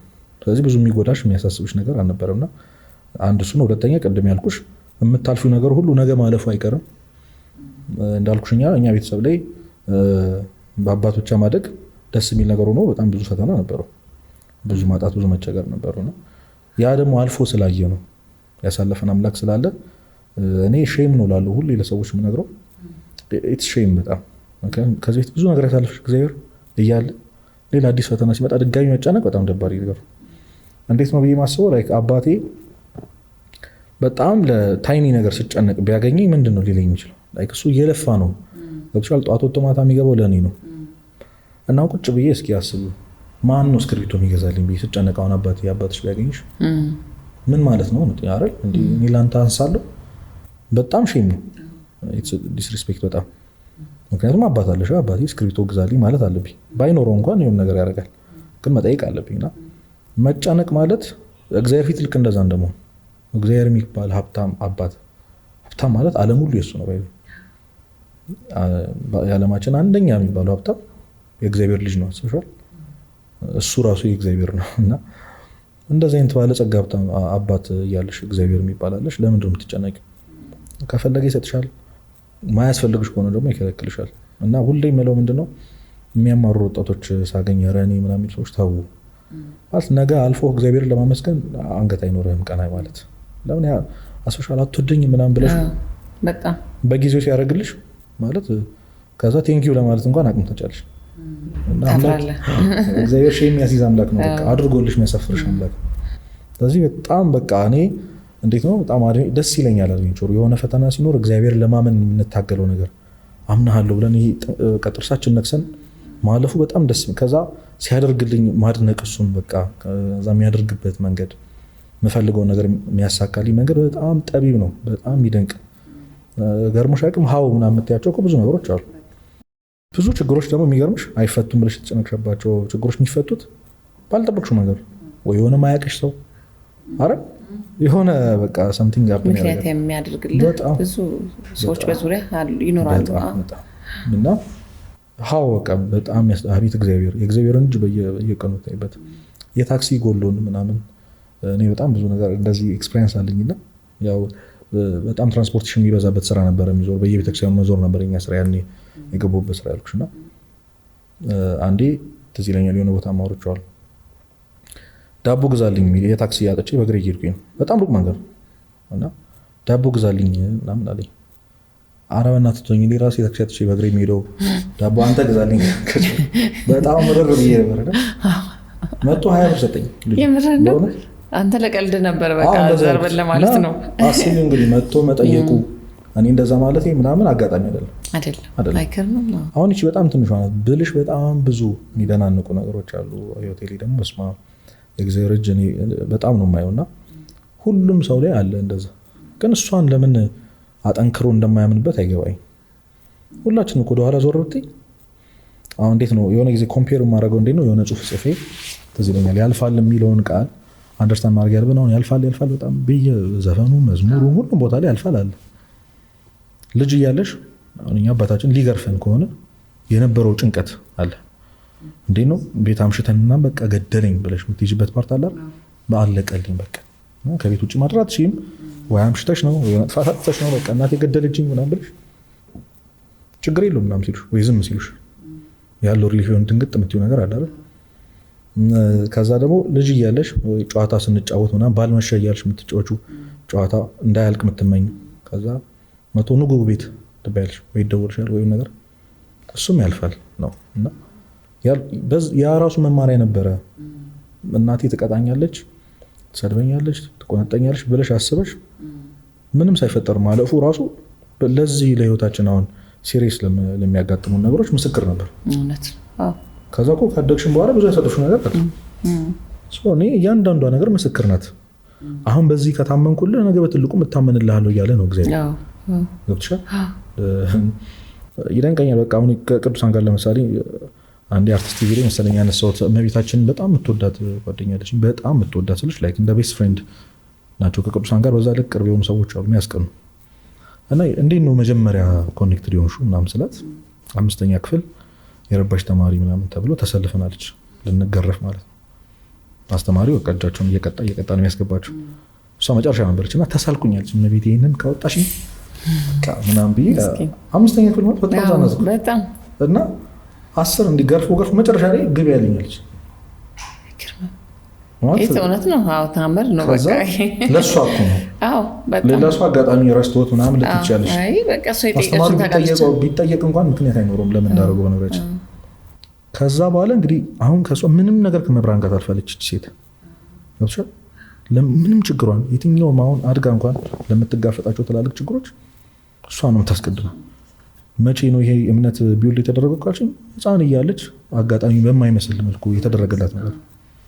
ስለዚህ በቃ ያንን እኛ በጣም በልጅነታችን ጨብጠን ስለሆነ ያለፍነው እዚህ እንኳን የገጠሙን ነገሮች ደግሞ ከእግዚአብሔር ጋር ስታልፉ እንዴት ደስ ይላል መሰለሽ አይደለ? ቅልል ስለሚል እንዴት ነው እየተቸገረሽ ማመስገን የሚባለው ነገር ጭክን ብለሽ ውስጥሽን አለመስማት በጣም ደስ የሚል ነገር ነው። ከባድ ነው እሱ ነው። ምክንያቱም ቀላል ነው አለ ብዙ ወጣት ይጨነቃል። ፈተናው አለፍኩ አላለፍኩ፣ ቤተሰቤን አስደሰትኩ አላስደሰትኩ፣ ኑሮዬ ምንድነው የሚሆነው፣ ሁሉ ነገር በእጃችን እስከሚመስለን ድረስ በእኛ የሚሆን እስከሚመስለን ድረስ መብሰልሰል፣ እንቅልፍ ማጣት፣ መጨነቅ በቃ ስቃይ ውስጥ ነው ያለው ብዙ ወጣትና የጭንቀት መንስኤውስ እንደው ምንድነው? ያው እኔም ወጣት ስለሆንኩ ከራሴ ኤክስፒሪየንስ ባወራ በጣም ጥሩ ነው። አይ ቲንክ ሌላ ጊዜ ሰው በጣም መጽሐፍ ቅዱሳዊ ማስረጃዎች ምናምን ሩቅ ይመስለዋል ከህይወቱ ግን አይደሉም። አሁን ለምሳሌ ስለ መከራ ምናምን ሲወራ ብዙ ሰው ካይሽ ኢዮብ ምናምን ይልሻል አይደል? እባክህ ኢዮብ ምናምን ይልሻል እና እሱ የዛ ዘመን ነው ምናምን ግን አይደለም፣ እንደዛ አይደለም። ሁሉም ሰው ራሱ መጽሐፍ ቅዱስ ቢፈልገው ያገኘዋል። ግን እንደዛ እንኳን ሩቅ ሆነብን ካለ አሁን እኛ ቀደም እንዳልኩሽ እኛ የመጀመሪያዎቹ ባቾች ነን። 2014 ማለት እንግዲህ የሚሰሙኝ ሰዎች ካሉ እኔ ባች ያውቃሉ። የመጀመሪያው የ4 ዓመት ፈተና የመጣበት ግቢ ገብቶ መፈተን የመጣበት ላይክ 90% 12ኛ ክፍል የወደቀበት ባቾች ነን እኛ። በጣም በብዙ ፈተና ነው ያለፍነው። ያኔ የሚያገሬ ልጆችን በደንብ ይረዱኛል የነበረው ፈተና ማለት ነውና አዲስ ነገር ስለመጣ 12ኛ ክፍል አቺቭ ያለ ማድረግ እንትናችን በጣም አነስተኛ ነው። 1% ሆነ ከኛ ትምህርት ቤት ከስንት ሺህ ተማሪ 300 ተማሪ ነው ያለፈው። ያ በጣም ብዙ ተማሪዎችን ዲስኮሬጅ አድርጓል። ከዛ ሪሚዲያል ገባን ደግሞ ሪሚዲያል ነበር ግቢ ወልቂጤ ዩኒቨርሲቲ የተማረ ሰው እሱም 90% ወደቀ። እና የሆነ አንዳንዴ ሞክረሽ እንኳን እዚያ እንደ ሀገራችን ሁኔታ ሞክረሽ እንኳን እንዴት ነው ከእጅሽ ውጭ ይሆናል ብጎብዥ እንኳን እንትማትበት በጣም ጂኒስ የነበሩ ተማሪዎች ከሁለቱም ሳይሆኑ ቀርተው ያስደንቀኛልና እኛ የነበረው ኦፖርቹኒቲ ነበር ታውቂያለሽ። 12ኛ ክፍል ፈተና ቀርቦ እንኳን ሰንበት ይትን ነበር ላይክ በዋዜማው እኛ ቤተክርስቲያን ነበረ። በጣም ብዙ ልጅ ይከለከላል ቤተሰብ፣ በጣም ብዙ ተማሪ አይ አሁን ሆልዶን ማድረግ አለብኝ ትምህርት ቤት ትኩረት ማድረግ አለብኝ። የሚገርምሽ ከኛ በታች ነው እነዛ ሰዎች በጣም አዝናለሁ እኔ ይገርመኝ። እና እንዴት ነው ከሁለት ባዶ ነው የምትሆኝ ከቤተክርስቲያን ውጭ ያለ ህይወት ለምደሽ ከቤተክርስቲያን የወጣሽበት ምክንያት ደግሞ ይሄ ሲስተም ሆኖ ሲስተሙ እንደውም ሲተፋሽ በጣም መሰበራለሁ ቤተሰብና ለማኩራት ምናምንና አባታችን እንዳልኩሽ ለትምህርት ከነበረው ቦታ አንጻር የኛ እንደዚህ ነገሮች ተደራርበው አለመሆናችን ያሳዝነዋል ብለን በጣም ፈርተን ነበር። የነበረው ፍርሃት እሱ በእርግጥም ያሳዝኖታል። ግን አሁን ብጠይቂ በጣም ነው ፕራውድ የሚያደርገው። ዋይ ካልሽኝ ላይክ እንደውም ሾርት ከት ሆነልን እግዚአብሔር ነው በሁለታችንም መንገድና ያንን ነው ሁሌም የምለው። አሁን የሚያስጨንቅ የሚመስል ነገር ሁሉ በምታስቡት ልክ ግዙፍ አይደለም። አሁን 12ኛ ክፍሎች በቃ እናቴ እንት አባቴ ምናምን እኔ የሚገልን ይመስለኝ ነበር እኔ በቃ። ግን እሱ የሆነ ሳሌ ቤተሰብ ራሱ አጽናኝ ሆነ። አሁን ልጆች እኮ ምንስ ቢሆን ያው ኢሞሽናሊ ሰፖርት ልታደርጊያቸው ምትሞክሪ አይደል? ወድቀው እንዴት ሆነ አትያቸው። ብዙ ቤተሰብ በእርግጠኝነት ሊል የሚችለው አረ በቃ ምን ችግር አለ አንተ ጤናው አንተ ደህናውን አሁን ያለነው እንደሱ እያልን ነው የመጣ ነው። በፊት የነበረው ኤክስፔክቴሽን ያኛው ከባድ ነበር እና እሱ ነው በቃ ስራ ማጣት። አሁን ሲስተሙ በጣም እየከበደ መጣና አንደኛ የቤተክርስቲያን ባክግራውንድ ስለሌለን በነገሮች ሁሉ እግዚአብሔርን ማስገባት ስላለመድን ነው። እሱን የማመን ኦፖርቹኒቲ አላገኘንም። ገብቶሻል? አሁን እያንዳንዱ ጥግ ላይ የእግዚአብሔርን ስም የምንጠራው ይሄ እግዚአብሔር ነው ትያለሽ። ያሁን ወጣት የማይገናኝ ነገር አታገናኝ ነው ይልሽ። ግን ከእግዚአብሔር ጋር የማይገናኝ ነገር የለም። በፍጹም የለም። እያንዳንዱ ጥግ ውስጥ እግዚአብሔርን ማየት ከለመድሽ በጣም በቃ ሚራክለስ ህይወት ነው የምትኖሪው። በጣም የሚያስደንቅሽ ደግሞ እሱን ማመን እንዴት ደስ ይላል መሰለሽ። በዜሮ ማመን የእምነት ተርጓሚ ራሱ ነገራችን ላይ ሳይደረግልሽ እንደተደረገልሽ ሆኖ ደስ መሰኘት ነው ይላል መጽሐፍ ቅዱስ። እምነት ማለት እሱ ነው። እና እነዚህ ሁሉ ጭንቀቶች የመጡት የህይወት መንገድ ቀጥታ ነው ብለን ስላሰብን በጣም ብዙ ወጣት ከቤተሰብም ጫና ከአካባቢም ጫና በቃ መማር፣ ዩኒቨርሲቲ መግባት፣ መመረቅ፣ ከዛ ስራ መያዝ፣ ማግባት፣ መውለድ፣ የራስሽን ነገር ማካበት፣ መሞት፣ ከዚህ መንገድ ውጭ ከሆንሽ አንቺ ልክ አይደለሽም የሚል ማህበረሰብ ውስጥ ስላደግን ይሄ ደግሞ የሚሆንበት ፕሮባቢሊቲ በጣም አነስተኛ እየሆነ ነው አይደል? እየቀነሰ ነው። በጣም ብዙ ወጣቶች ያ ሁሉ ወጣትነታቸውን ኢንቨስት አድርገው 5 ዓመት 6 ዓመት 8 ዓመት የሆነ ኮምፓውንድ ኢንቫይሮንመንት ውስጥ ግቢ ውስጥ ተምረው ሲወጡ 2 ዓመት 3 ዓመት 4 ዓመት ስራ የለም። አሁንም እናትሽ ካሁን ማምጣትሽ ይሄ በጣም ያሳምማል። እግዚአብሔር ጋር ስትሄጂ ግን እንደዚህ አይደለም። እግዚአብሔር ሶስቶኝ ደግሞ እንደዚህ አይደለም። ነገሮች የሚታዩበት መንገድ በጣም ይለያል። ህይወት የሚታይበት መንገድ አሁን እግዚአብሔር እኮ አያስጨንቅም። እውነት እንዴት ፍሪ አምላክ መሰለሽ። አሁን የፍቅሩ በጣም መገለጫ ብሎ አባቶች የሚገልጹት ነፃ ፍቃድ መስጠቱ። እንዴት ነው አሁን አንድ ሰው ሮቦት ሰርቶ ያለ ሪሞት የሚፈጥረው ያለ ኮንትሮለር ማለት ነው እንደፈለገ እንዲሆን መልሶ ልግደልሽም ቢል በቃ ፍቃድ ሰጠሽው። እንደዛ ነው እግዚአብሔርና በፍቅር ነው ሊገዛሽ የሚፈልገው። እኔን ለማግኘት ራሱ በዚህ መንገድ መሄድ አለባችሁ ብሎ ያስገደደው ነገር የለም። ሁሉም ሰው እግዚአብሔር የሚያገኝበት መንገድ ይለያል። እኔ አሁን አንቺን ጀጅ ላደርግሽ አልችልም። በምንም ነገር ጀጅ ላደርግሽ አልችልም። አንቺ እኔን ጀጅ ልታደርጊኝ አልችልም። ለምን? ከእግዚአብሔር ጋር ያለን ኮሚኒኬሽን ግንኙነት ፕራይቬት ስለሆነ ማለት ነው። የምናደርጋቸው የታዘዝነው ነገር አለ። ግን የአብዛኛው ሰው ህይወት አመለካከት እግዚአብሔር ለማግኘት የሚሄድበት መንገድ የተለየ ነው የሁሉም ሰው። ስለዚህ የሆነ ሲስተማቲክ ነገር አይደለም። አንድ መስመር መሆን አለበት ምናምን የሚያስጨንቅ አይደለም። በፍቅር ስለሚገዛ ማለት ነውና ብዙ ወጣቶች አይ ቲንክ በጣም እየተፈተኑ ያሉት ሲስተሙን መከተል አለብኝ፣ ይሄ ነው የህይወት ሰክሰስ ማለት ይሄ ነው፣ ስኬት ማለት ይሄ ነው ብሎ ስላሰቡ መኪና መግዛት፣ ቤት፣ ፌም። አሁን ደግሞ በጣም አስቸጋሪ የሆነ ነገር እሱ ነው። ዝነኛ መሆን። አንድ ቪዲዮ ቫይራል ሲወጣልሽ አይደል በጣም እንትን ኖሽ የሚሰማሽ በቃ ተሳካለት ቢባሉ ምንም የለውም እኮ ምንም የለውም። እውነት አሁን ቲክቶክ አይከፍለን ይገርመኛል። በላይክ ቢከፍለን እኮ በቪው ቢከፍልሽ ግን ኢን ሚሊየንስ ቪው ቢኖርሽ ሰው ኦኬ እንደዚህ ብሎ የቀለደው ልጅ ይልሻል እንጂ የታክሲ አይከፍልልሽም። የኛ ህዝብ ታውቂዋለሽ። እና እሱን እንኳን እንደ ሰክሰስ የሚታይበት ጊዜ ላይ ስለደረስን ያንን ባለማድረጉ አሁን መፈመስ ፈልጎ ያልፈመሰ ሰው በቃ እኔ አይሳካልኝም እግዚአብሔር አይወደኝም ወደ ማለት ይሄዳል ማለት ነው። ስለዚህ ህይወትን የምናይበት መንገድ ቀጥታ ስለሆነ ወይም ደግሞ በራሳችን አመለካከት ስለሆነ የምንመዝነው እግዚአብሔር ደግሞ የማያስፈልግሽ ነገር አይሰጥሽም። አሁን ልጆች አሉሽ አንቺ እና እሳት ልንካ ብትልሽ አንዷ ልጅሽ ትሰጫታለሽ? እሺ ብታለቅስ ትንሽ አስሞክራት አመጣጋርኝ እሱንም በጣም ካስቸገረች ነው። አዎ በጣም ካስቸገረች እንጂ ታልቅስ ማልቀስ አይገላትም። እና እግዚአብሔር ስለሚወድሽ ነው። ቢጠቅምሽ ለምን አይሰጥሽም? እስኪ ዝም ብለሽ ለምን? እኔ አሁን አንዳንድ ሰው እግዚአብሔር ፐርሰናል ችግር ያለበት የሚመስላቸው ሰዎች አሉ። ከራሳቸው ከነሱ ይመስልሻል እንደዛ? ነፍሱን የሰጠሽ አምላክ ቁሳዊ ነገር ለምን እንዳያልቅበት ነው አይደል? ለምን አስዩ። አይወደኝም እኔ ለምን አይወድህም? ምን አድርገዋል? እስከ መስቀል ድረስ ከወደደ ለአንተ ቁሳዊ ነገር እንዳጠፋበት ነው። በቃ የሆነ ምክንያት አለው እግዚአብሔር። እግዚአብሔር ሁል ጊዜ ትክክል ነው፣ እግዚአብሔር ሁሌ ለእኔ መልካም ነው ብሎ እንደሚያስብ ሰው ህይወቱ የረጋለት ሰው የለም። ብዙ ሰው እግዚአብሔር የሚወደውን እና የሚፈልገውን ሰው በጣም በብዙ መከራና ስቃይ ውስጥ ያሳልፋል ይባላል እና ያ ማለት ምን ማለት ነው? የሚወድ ከሆነ ለምንድነው በመከራ ውስጥ የምታልፈው የሚለውና እሱን የተረዳ ሰው ነው። አይ ቲንክ በጣም አሁን በዚህ ዘመን በተለይ ህይወት ቁልፍ አገኘ ብዬ ማሰበው ለመከራ ለፈተና ያለውን አመለካከት ያስተካከለ ሰው ለመሰለሽ አሁን the great version of ሰው እዚህ ምድር ላይ ማን ነው ካልሽ ጌታችን መድኃኒታችን ኢየሱስ ክርስቶስ ነው። የሰውነት ልኩ ምንድን ነው ካልሽ ማለት ፐርፌክት የሆነ አሁን አንድ ሰው እንደ ገሌ አይነት ህይወት ቢኖረኝ ብለሽ የምትመኘው አለ አይደል? ሁላችንም በቃ በጣም ጀንትል የሆነ ሰው፣ አንባቢ፣ ታዋቂ፣ ሀብታም፣ ከዛ በጣም ካይንድ ለሰዎች ብለሽ መስፈርት ታውጪ ትችላለሽ። ክርስቶስን ግን አያክልም። እሱ ደግሞ ሰው ሆኖ በምድር ማለት ተወልዶ እንደ ሕፃን ልጅ ተመላልሶ እንደ ሰው ኖሯል። ያ ማለት ምንድነው? ከላይ ሆኖ ከማዘዝ አብነት ለመሆኑ የመጀመሪያው አይደል? ስለዚህ የሰው ልጅ መኖር ያለባችሁ እንደዚህ ነው ብሏል። ቅዱስ ጳውሎስም እኔ ክርስቶስ እንደመሰልኩ እኔን ምሰሉ ብሏል። ማለት የሰው ልጅ ዓላማ መጨረሻው ዓላማ የተፈጠረበት ዓላማ ምንድነው ካልሽኝ እግዚአብሔር መስሎ መኖር ማለት ነው።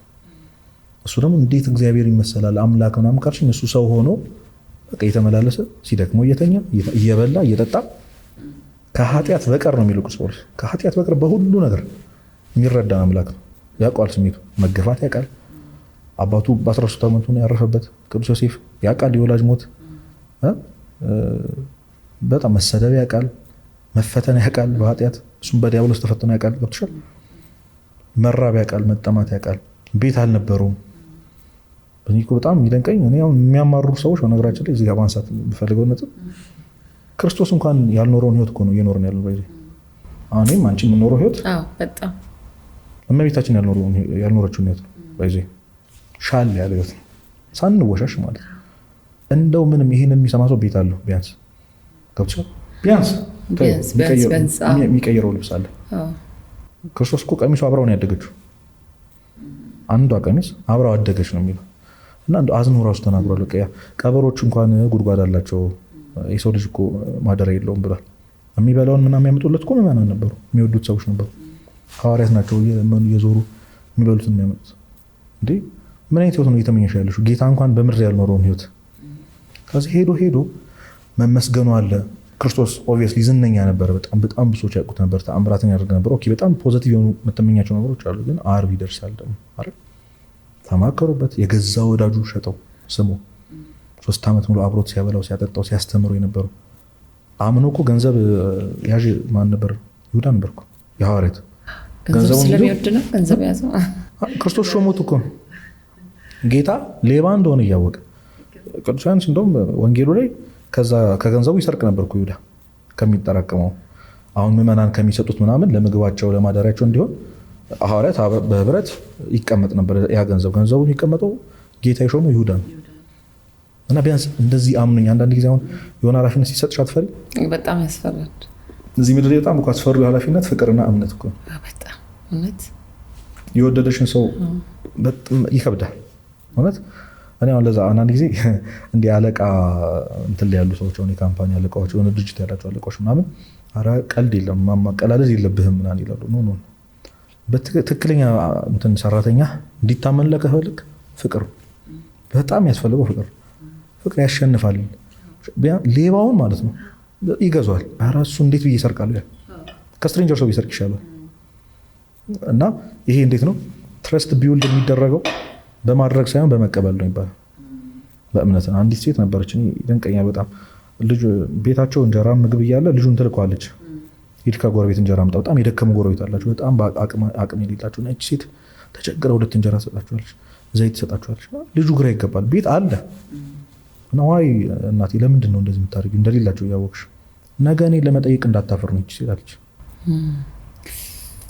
ኮንፈርታብል እያደረገቻት እንድትጠይቃት። አሁን አለቃዎች ምናምን ሰራተኞቻቸው በሚሰጡት እምነት በሚያሳዩት ፍቅር ሰው እንዲገዛልሽ የምታደርጊው በፍቅር ነው። ይሁዳን ለዛ ነበር የሾመው። ቢያንስ እሱ እንኳን ልቡን ከመለሰለት ብሎ ማለት ነው። ገንዘብ አስይዙ አምኑኝ እንዴት ከደዋለሁ እንዲል ነበር። ይሁዳ አልተመለሰም። ይህንንም አይተዋል ነው የምልሽ። አሁን በጣም ብዙ ሰዎች እኔ ባመንኩት ተከጅቼ ምናምን በጣም አዲስ ነገር አይደለም። አምላክህም እንዲሆኗል ነው ዋናው ምንድነው አሁን ከሱ ተቃራኒ የምትሆኙ የመለሽበት መንገድ ነው፣ ስፖንድ ያርግሽበት መንገድ። ከዛስ ዓርብ መጣች አይደል? አሁን ሁሉም ሰው ክርስቶስን መምሰል ይፈልጋል። ዓርብን ግን ቢዘለው ደስ ይላል። ሁላችንም ዓርብን ብንዘላት ደስ ይለናል። ግን ህይወት ይሄ ነው በቃ ማለት ክርስቶስ ሁሌ ሰላም እንደሌለ በመራብ በመጠማት በመቸገር በረት ውስጥ በመወለድ አንዲት ሴት እንዴት ነው በሆዷን ጽንስ ተሸክማ ልትወልድ በቃ ተቻኩላ የምታርበት በረት ውስጥ እኮ። በእርግጠኝነት ይሄን የሚሰሙ ሰዎች በረት ውስጥ አልተወለዱ። የትም ድሃ ብትሆን አንተ በረት ውስጥ አትወለድም። በጣም እውነት ነው። በጣም ከዛ ደሊስት ህይወት ኖሮ አሳይቶናል። ማለት ሰው እንዲህ ይኖራል። ኦኬ አምላክ የፈጠረ በእጁ ያበጃጀ አምላክ ነው። እንዴት ነው አንደርስታንድ የምናደርገው ይሄን ነገር? እኔ አይገባኝም። አይ ቲንክ አንድ ቀን የእግዚአብሔር አምላክነት ግሬስ አምላክ የሚባለው ነገር መፍጠር የሚባለው ግሬስ ሲገባሽ በጣም ይምታታ ያኔ ይገባሻል። እንዲህ ታዲያ በረት ታያለሽ። ከዛ እንዴት የ15 ዓመት ብላቴና ድሃ ልጅ ናት እና እመቤታችን ምንም የላትም እኮ ልታደርግለት የምትችለው እሷን የመረጠው።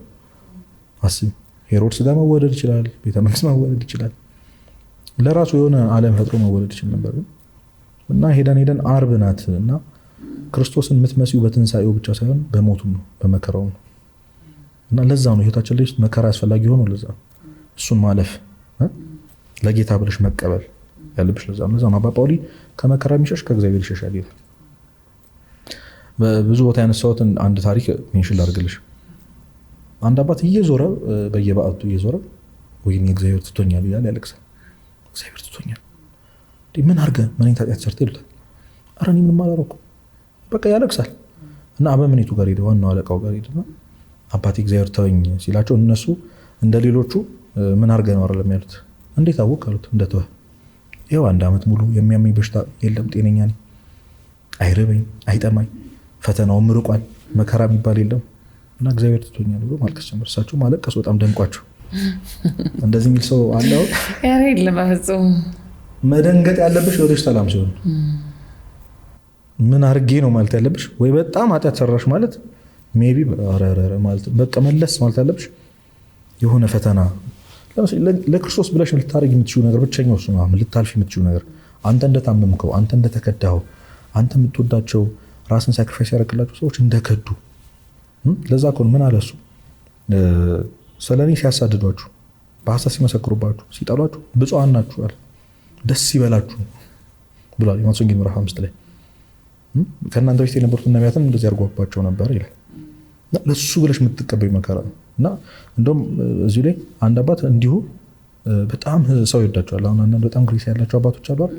ምዕመናን ሁሉ የሚወዳቸው፣ ምግብ የሚያመጡላቸው፣ ስጦታ የሚያመጡላቸው በጣም ድንቅ አባት፣ ምንም አይቸገሩ። አንድ ቀን ጠፋ እሱ ፍቅር ጠፋ። ጸጥ አሉ። አንድ አላማረሩ፣ ምንም አላሉ። እየራባቸው ለምን ለምደዋላ በቃ ከውጭ የሚመጣው ምግቡ በቃ ጸጥ አሉ። እዛ ትንሽ ቀን ብቻ ቆየ። ቼክ የሚያደርጋቸው ጠፍቶ በር ታንኳኳና ሲከፍት አንድ ገበሬ በገመል ብዙ ምግብ ጭኖ መጣ። አለቀሱ። አባቴ ደስ ሊሎት ነበርኩ የሚገባው ሳይ ጌታ ሆይ አሉ፣ ስለ አንተ በቃ መቀበል የሚችለው መከራችን ብቻ ነው፣ አቅም የለኝም ማለት ነው። በቃ ማለት ተስፋ ቆርጠብኝ ነው ምግብ ያመጣልኝ። እንደዚህ የሚረዳ ሰው ምን የሚሆን ይመስልሻል? አሁን ይሄ አመለካከት ቢኖርሽ መከራ በመጣ ቁጥር በቃ ይስቃል። ደስተኛ ነው። መከራ የሌለበት ሰው የለም ማለት ኦብቪየስሊ ዓለም ሁሉ ደስተኛ ሆነ ማለት እኮ ይሄ ቢገባው። ሁሌም ለመከራ ለፈተና ያለሽ አመለካከት እሱ እኮ አሞታል እኮ ግን በፍቅር ነው ያደረገው። ለዛውም ያደረጉበትን ሰዎች የሚያደርጉትን አቁምና ይቅር በሉ። ምን አይነት ፍቅር ነው? ምንድን ነው ይሄ? በጣም የሚገርም የሚደንቅ ችንካሩ ከእጁ ሳይወጣ ህመሙ እዛው እያለ ሳይደርቅለት ሂል ሳያደርግ እኮ በሰዎች እንኳን የሚመጣ ነገር አይደለም። እንደዚህ በህይወት የሚመጣ ፈተና አይደለም። መቸገር ምናምን ታዩ ጌታነት መስይበት ነገር ነው። እንኳን ውስጥ ተገርፈሽ እርቃንሽን ተሰቅለሽ እንኳን ይኖራል። የትኛው መጽሐፍ ቅዱስ ላይ ያለ ሰው የትኛውም ቅዱስ አንድ ብትጠሪልኝ በሰላም ያለፈ የለም። መከራን ችግር ያልተቀበለ የለም ሰይጣን አብሮሽ ካልሆነ በስተቀር። ሌላው መምህር እንደው አንድ ሰው ሰላሜን አገኘው፣ ሰላም ውስጥ ነኝ፣ ሰላም ይሰማኛል ሲል ምን ሲያገኝ ነው? ሰላምስ ራሱ ምንድን ነው? ጥሩ ጥያቄ። ተቃራኒው እሱ ነው ማለት በዚህ ሁሉ መከራ ውስጥ እንዴት ነው ሰላም የምንሆነው ነው። ስለዚህ አሁን ሰላም ብሎ የሚያስበው አንደኛው ሰው በጣም አሁን ፋይናንሻሊ ስቴብል መሆን ማለት የሚባለው ቤተሰብህን ደግፈ ስቴብል መሆን ምን ማለት ይመስልሻል? በጣም እኮ ትልቅ ትዕቢት እኮ ነው። በገንዘብ መተማመን። እንዴት መሰለሽ? በጉልበትሽ አሁን ባለሽ አቅም በጣም ብዙ ሰው አሁን ነጋዴ ምናምን ብዙ ሰው ንስሐ የማይገባው ወደ ቤተክርስቲያን የማይቀርበው ላይ ይመስልሻል? ስራው ላይ ትንሽ ኃጢአት አለችበት ወይ ውሸት አለ አይደል? ብዙ ነጋዴ ለምሳሌ እንዴት ሳሏሽ እንዴት ይሸጣለሁ ምናምን የሚልሽ ይኖራል። አንዳንድ ካምፓኒዎች ቤተክርስቲያን ማትፈቅዳቸው ምናምን የሚሰሩ ሰዎች እንዲህ ቆይ የሆነ ነገር ሲስተካከልልኝ ለምን የእንጀራ ጉዳይ ነው ይልሻል። ያንን እንጀራ የምታመጪው መቼ ነው? ጉዳይ የለም ማለት ነው። በቃ የምትለውን ነገር ታስተውለዋለህ ወደኋላ ብለህ ነው። እና እኔ እዚህ ጋር ፐርሰናል ነገር ነው፣ ግን ስራዬን የለቀኩት ምንም እንትን መውደቂያ ሳይኖረኝ ነው። የነበረኝን ስራ ቅድም ያልኩሽን ስራ ምንም ቤተክርስቲያን ውስጥ ብንሰራው እግዚአብሔር የማይወደው ነገር ነበረበት፣ ወይም እግዚአብሔርን እዛ ስራ ውስጥ ፊል አናደርገውም ነበር። አይበልጥም። ምን ልበላ ነው ምን ልጠጣ ነው እግዚአብሔር ያውቃል። ለዛውም ለሱ ብዬ ትቼው እስኪ ያሳፍረኝ እንደሆነ እናያለን፣ እስኪ ራብ እንደሆነ ይኸው አሁን ያለሁበትን እኔ የማውቀው። እዛም አብረኝ የነበሩ ሰራተኞች በጣም ይደንቃቸዋል። በጣም ጭቅጭቃችን የነበረው ታውቂያለሽ። ቢያንስ እንኳን ሌላ ስራ እንደምትይዝ እርግጠኛ ሆነ ትለቃለህ። እግዚአብሔርን ማመን እኮ መውደቂያ አመሻሽተህ አይደለም፣ የሆነ መውደቂያ አመሻሽተሽ አመንኩት አትይም። ስለዚህ አሁን በጣም ሰላም ነኝ የሚለው በጣም ብዙ ፋይናንሻሊ ስቴብል ሲሆን ነው። ከትዕግስቱ ዋልተንጉስ ጋር ሳይኮሎጂስት ጋር አንድ ጊዜ ዲስከስ ስናደርግ በጣም የሚገርማት ነገር ነው ታውቂያለሽ። የ60 ሚሊዮን ብር መኪና የሚነዳው ሰውዬ ነው መጥቶ እኔ ጋር ሕክምና የሚፈልገው ትለኛለች። በቃ የ10 ሚሊዮን በጣም በቃ ይደንቀኛል። ሁሉም ነገር ያላቸው ሰዎች ውስጥ ሰላም ሳይሆን ያን ነገር ብትይዘውም ሰላም አይሰጥም ነው። መቼም ቆርቆሮ እኮ ነው በቃ እንደዛ ነው። መጀመሪያ የኛው ሰላም ክርስቶስ ነው። በጣም እና የሚቀድመውን ብናስቀድም ኖሮ ያ ተራ ይሆንብን ነበረ። እና ሰው ደግሞ የሆነ ካልያዘው አይ ቲንክ አያምን መሰለኝ። ብዙ ቦታ የሚለው ሰው ተሰብሮ መማር የለበትም። እሳት እንደሚያቃጥል እኮ ለማወቅ መንካት የለብሽም፣ መቃጠል የለብሽማ። ለዛ ነው ቅዱስ ሰለሞን እኮ እኔ አንድ ጓደኛዬ ምን ይለኛል፣ ሲከፋኝም ደስ ይለኝም መጽሐፈ መክብብን ነው ማነበው ይለኛል። ለምን ስለው ሁሉም ነገር ከንቱ እንደሆነ ይነግረኛል። እና ደስታን ፈተንኳት ይላል ሰለሞን። ፈተንኳት ማለት ደስ ይላሉ ብዬ ማሰባቸው ነገር ሁሉ በዓለም ዙር አድርጓል። አሁን እዚህ ምድር ላይ ያሉ ሰዎች እንዴትም ሀብታም ኤሎን መስክ አይደል እንደ ሰለሞን ሀብታም አልነበረም አይደለም። አሁን ሰለሞን ከነበረው ጥበብ ሀብት የለውም ስቲል እስካሁን ማንም አይኖረውም። እሱ በዛ ገንዘቡ በዛ ስልጣኑ ያላደረገው ነገር የለም። ያልገባበት ኃጢአት ያልፈተነው ደስታ ፈተንኩት ማለት በዝሙት ይገኛል ብሎ 700 ምናምን ሚስቶች ነበሩት እኮ 700 ሚስት የሌለው ነገር ሀገረ ገዢ ነው። 700 ሚስትና 300 ቆጣል እንግዲህ አስቢት። በጣም እና ብትመኝ እንደ ሰለሞን ልታገኝ አትችልም። አሁን ይሄን የሚሰማኝ ወጣት እኔ መንገር ፈልጎ ይሄን ምንም ብትጋጋጥ እንደው በጣም ትልቅ ሰክሰስፉል ምናምን እናቴን ላኩራ ብለህ እንኳን እንደ ሰለሞን ብትሆን ደስተኛ አትሆን ብሎ መጽሐፈ መክብብን አንብቡት ነው ብለው አጭር ስለሆነ አንብቧት። ሄዶ መጨረሻ ከንቱ ሁሉም ነገር ከንቱ ነው፣ ነፋስን እንደመከተል ነው አለ። ነፋስ መከተል እንዴት ከንቱ ሞኝነት አለ። የሆነ ሰው የት ነፋስን እየተከተልኩ ያማል እንዴ ነው። እና አይ ቲንክ እኔ አንዳንዴ ያው ቅዱሳን በጣም ስለሚራሩልን ነው እንጂ በእነሱ ፊት እንዴት ሞኞች እንደሆነ ግን ስለሚያዝኑልን ይራሩ ምናምን ያዝኑልናል። ምን አይነት ምስኪኖች ናቸው ብለው ስለሚያስቡ ፍቅር ስላላቸው ነው እንጂ እውነት ቅዱሳን እኔ ሳይሆን ምን አይነት ጅሎች ናቸው የሚሉኝ ይመስለኛል አንዳንዴ። ያማል እንዴ እዚህ ጋር እኮ የተሻለው አለ፣ የዘላለማዊ ነገር እኮ አለ። እና መንቃት ነው የሚጠበቅብን። የሆነ ጊዜ ክሊክ ሲያደርግልን ሁሉም ነገር ይቆማል። በእውነት ሁሉም ነገር ከንቱ ነው። በስመ አብ እንዴት እኔ ህይወቴን ጸጥ እንደሚያደርግልኝ ከንቱ ነው የሚለው ቃል ላይክ አሁን ይሄ ህንፃ ቢደረመስ አመልሰታ አለቀ ሁሉም ነገር እኔና አንቺ ጋር ያለው ነገር በኋላ ላይ ሄድበት የነበረው ፕሮግራም ቤታችን፣ መኪናችን ከዛ አይነሽን ስገልጭ የት ነሽ ያለሽው የክርስቶስ ዙፋን ፊት የፍርድ ዙፋን ፊት ነው ያለሽው። የተሻለው ነው ሁሌ የሚመጣው። አዎ ግን ያው እዚህ ሆነሽ ካልተጠቀምሽበት ወዴት እንደምትሄጂ ታውቂያለሽ። ስለዚህ ወደ ኋላ ሄጄ ላስተካከል አይሆንም፣ ተዘጋጅቶ መጠበቅ ሁሌ። ከዛ ዶስቶቭስኪ የተባለ አንድ በጣም ድንቅ ጻፊ ያለ እና the worst sin ይላል። the worst የሆነው ኃጢአት you betrayed and destroyed yourself for nothing። ለምንም ነው እንዲሆን ያለው ትልቁ ኃጢአት አጀባ ነገራችን እየሰራናቸው ያደረግናቸው ያለው ነገሮች ሳይሆን ለምንም ነው እንዲሆን ያለ ነው። ላይክ እንደዚህ ስትዩ ለሚጠፋ ነገር ንፋስ በእውነት አሁን ነው የሚሰማኝ ስሜት ባሳይሽ በጣም ደስ ይለኛል። ላይክ በሚሰሙ ሰዎች ቦታ ላይ ቆሜ ብሰማው እኔ አንደርስታንድ እንዳደረኩት እኔም ገና አላደረኩትም እውነቱን ለመናገር ወጣት ነኝ እኔም ይፈተናሉ እንደነሱ ግን ቢያንስ ልክ እንዳልሆንኩ አውቃለሁ። ገብቶሻል? ትራኬ ልክ አይደለም ይሄ አይደለም this is not life። እኔ በጣም መናገር ፈልገው ነው እየኖራችሁ መስሎ ከተሰማችሁ አይደለም። ሰው መሞት የሚፈራው እኮ ገና ስላልኖረ ነው። ማለት አሁን ገና አልኖርንም። ቅድም ከአንቺ ጋር እያወራን ነበር እግዚአብሔር እንዴት የሚጥም አምላክ እንደሆነ እና እግዚአብሔርን ስትወጂው እስከዛሬ እሱን ያልወደድሽበት እስከዛሬ እሱን ያላየሽበት ያልሰማሽበት ቀን ያንገበግብሻል እንደ እሳት። ያለፈው እድሜ 10 ምናምን 20 ምናምን ዓመት እድሜ በቃ የሚያንገበግብ አምላክ እና ለዛ ነው ኦግስቲን ከ30 ዓመት በኋላ ክርስቶስን ሲያገኘው ፈልጎ አግኝቶት ከኃጢአቱ ተላቆ ቅዱስ ከሆነ በኋላ እግዚአብሔር ሆይ ዘግይቼ ወደድኩ አለ። ዘግይቼ አፈቀርኩ። በብዙ ቦታ አንተን ፈለግኩ ግን አንተ የነበርከው እዚህ ውስጥ ነበርክ። አጠገቡ ሆኖ ሲፈልገው ነበር። በጣም እንደውም ደስ የሚል ነገር አነሳ። ምክንያቱም ብዙ ሰዎች አሁን ወደ ፍልስፍናው ወይ ደግሞ ወደ ህይወታቸው መረስ ሲጠጉ እኔ ገና ነኝ እውነትን እየፈለግኩ ነው ይላሉ። የትኛው እውነት ነው የሚፈለገው? ክርስቶስ ነው እውነት ብዬም ስለማስብ እና አሁን ደግሞ ስትነግረኝ የሆነ እዛው ውስጥ ነው ያለው ስትል ይህን ማብሮ ማንሳቱ ምክንያቱም እውነትን እየፈለግኩ ነው እውነት ብቅ ትላለች እውነት ትመጣለች የሚል ብዙ ሰው አለ። የትኛው እውነት ነች የምትፈለገው? ለእነዛ ሰዎች አዝናለሁ። እስቲል እስካሁን እንደዛ ማይሉ ሰዎች ራሱ የእግዚአብሔር ሰዎች ሆነው ሃይማኖታቸው ኦርቶዶክስ ሆነው ትክክለኛው ትራክ ላይ ሆነው ራሱ እግዚአብሔር ሩቅ የሚመስላቸው ሰዎች አሉ። አንድ በጣም ይደንቀኝ ነገር ልንገርሽ። በብዙ ሺህ ስቴፖች እግዚአብሔርን ርቀናል ኦብቪየስሊ። ለመመለስ ግን አሁንም 1000 ስቴፕ አይጠበቅብሽም። ስትዞሪ ያጠገብሽ ነው ክርስቶስ። ጌታ ቅርብ ነው አለ ቅዱስ ጳውሎስ። አጠገብሽ ነው። ገብቶሻል? በራቅሽው መጠን ልክ ለመመለስ በጣም ረጅም መንገድ አይጠበቅብሽም። እኔ በጣም ይደንቀኝ ምን አይነት ቸር አምላክ ነው። አንቺ ክዶሽ ምናምን እንትን ያልሽን ሰው በአንድ ያትቀበዩ ቢያንስ እንኳን ትንሽ ጊልትነስ ይሰማው አይደል? ይለማመጠኝ ነው እንጂ የሚል የት ነህ ነው እንጂ ዳምን እንደዛ አይደል ያለው። ግን እሱ ጭራሽ ፈላጊው እሱ ነው እና አንደርስታንድ ማድረግ የማንችለው ፍቅር። አንዳንዴ በጣም ትልቁ ጥያቄ ለምን ዋይ ለምንድነው እንዲህ የምትሆንልኝ? ምን አይተህ ነው? ማንኝ እኔ አንዳንዴ ራስሽን ነው መጠራጠር ያለብሽ። በዚህ ልክ የወደደኝ በዚህ ልክ የታገሰኝ ዋይ ምንድን ነኝ እኔ?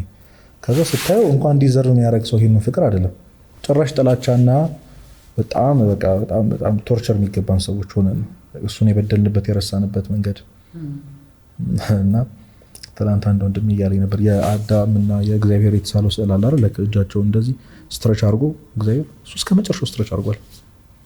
አንድ ስትረች እኮ እምቢ ብለን እኮ ነው ፈልጉኝ ታገኙኛላችሁ ብሏል። ፈልጉ ታገኛላችሁ፣ አንኳኩ ይከፈትላችኋል። እዚህ ምድር ላይ አንድ ሰው ደሊስት ሊያደርግ የሚችለው ነገር ምንድን ነው? መፈለግ ገንዘብ ይፈልጋል፣ ጉልበት ይፈልጋል። አሁን አንቺ የሆነ ነገር ፈልጊ ብልሽ እና እግዚአብሔር ፈልገሽ ታገኛለሽ። አሁን እኮ የማይረባውን ያን ቆርቆሮ ብር እንትን የሆነ ወረቀት ብር የሆነ መኪና ስለፈለግሽ አታገኝም እዚህ ምድር ላይ። እግዚአብሔርን ታገኛለሽ። አሁን እንደዚህ ቅልል አንተ እንደምታወራው ቀላል መስሏል እና የሚል ሰው አለ። እንደምታስቡት ከባድ አይደለም ነው። እኔ ደግሞ የምላቸው በጣም ቅርብ ነው እግዚአብሔር። እንዲህ አወሳስብብን በጣም ኮምፕሊኬትድ ምናምን የሚያደርጉ ሰው አሉ። በቃ መንፈሳዊ ህይወት እንደዚህ ወጥተህ እንደዚህ ገብተህ ምናምን ከገባሽበት በኋላ ይኖረዋል፣ ፈተና ይኖረዋል ምናምን ብዙ ግራ መጋባቶች እኮ አሉ። ግን ደስ የሚል ነው። ቢያንስ እነዛ ነገሮች ምታሪው ከእግዚአብሔር ጋር ሆነሽ ወይም ደግሞ ለእግዚአብሔር ብለሽ መንፈሳዊ ህይወት ላይ ሲሆን ማለት ነው። ውጭ ሆነሽ ግን የመጀመሪያው ስቴፕ እግዚአብሔርን ማግኘት። አሁን አንዳንድ ሰው ስጋው ደግሞ መቀበል የመጨረሻ ደረጃ እኛ ቤተክርስቲያን ላይ አስተምሮ የሚተወቀሽ የመጀመሪያው ተግባር እሱ ነው። ህይወት የምትጀምሪው ጋር ክርስትና የሚጀምረው ንስሐ ገብተሽ ስጋው ደግሞ ተቀበለሽ ነው የምትጀምሪው። ከዛ ፈተናዎችን እየታገልሽ በብዙ መንፈሳዊ ተግባሮቶች ጸሎት፣ ስግደት የምታያቸው ቅዱሳን ያሳለፉትን ምናምን ተጋድሎ ነው ማለፍ የምትሞክሪው። ከስጋው ደግሞ በኋላ ነው እየቆረብሽ ነው። የኛ ሰው ግን እንደዛ ያስባል። ያኔ ልክ እንደቆረብክ የምትጸድቅ የሚመስለው ሰው አለ። አዛት ታይም ህፃን ልጅ ነው የምትሆኝ። ህፃን ልጅ ማለት ልጅነት፣ ህፃን ልጅ እያለሽ የነበረሽ ንጹህነት ነው እግዚአብሔር አሳልፎ የሚሰጥሽ። በድለሽ የማታውቂ እስክትመሲ ድረስ እኮ የሚምርሽ ማለት ስክራች እንኳን የለው። በጣም የሚደንቀኝ ነገር እግዚአብሔር ሲያድን ጠባሳ የለውም። እንድታስታውሰው አይፈልግም። አታዩ የት እሱ ራሱ ይረሳልሻል እንጂ እሱ ማስታወሰ እንዴ ንስሐ ስትገቢ ባለፈው ከሆነ የለም እንዴት ፎር ግራንትድ እንደወሰድ ነው አስብ። ይሄን ፍቅር ኮስት የሌለበት ፍቅር እኔ ይገርመኛል። አሁን ንስሐ ለመግባት ሁሌ ነው የምለው ቪአይፒ ካርድ ቢኖሩ አሁን አባቶች እስኪ ዝም ብለሽ መብታቸው ነው ታውቂያለሽ። እንደዛ በማለታቸው እግዚአብሔር ሊቀጣቸው ይችላል ነው እንጂ መብታቸው ነው። አሁን ኢትዮጵያ ውስጥ ያሉ የንስሐ አባቶች ካህናት 1 ሚሊዮን ብር ነው ካልሆነ አትገቡም ንስሐ ቢሉ እንደማጸድቂ ታውቂያለሽ። ማለት እግዚአብሔር እነሱ እንደዛ ስላሉ ብሎ አይምርሽም። ስጋው ደግሞ ለመቀበል ከዚህ በኋላ 100 ሺህ መክፈል አለባችሁ ቢባል ነው የሚልሽ። መቼም አይሉም የኛ አባቶች። በእርግጥ ግን እንደው ቢባል ራሱ አገቢም መንግስተ ሰማያት ስጋውና ደሙ ካልተቀበልሽ ኧረ እግዚአብሔር እነሱ ናቸው። እና ይሄን እንኳን አስቢውና በነፃ እንዴት የሞት መድኃኒት በነፃ ሰው እንዴት ዳን ተብሎ ይለምናል? በጣም ይደንገኛል እኮ። ምንም እኮ እሳት አይብላህ ነው እኮ ሌላ ነገር እኮ የለው። ተው ከሞታችሁ በኋላ እግዚአብሔር ለሰይጣንና ለመልክተኞች ወደ ተዘጋጀው ወደዛ ወደ እሳት ወደ ማይጠፋ እሳት ማይንቀላፋ ተወዳለበት ዝም ብለን ስናስበው እሳት ማን ይመስላል? በጣም ከምታስበው በላይ በጣም ቶርቸር። እንደውም አባቶች ሲኦል ያለው እሳት የጸጸት እሳት ነው ይላሉ። እንዴት ነው?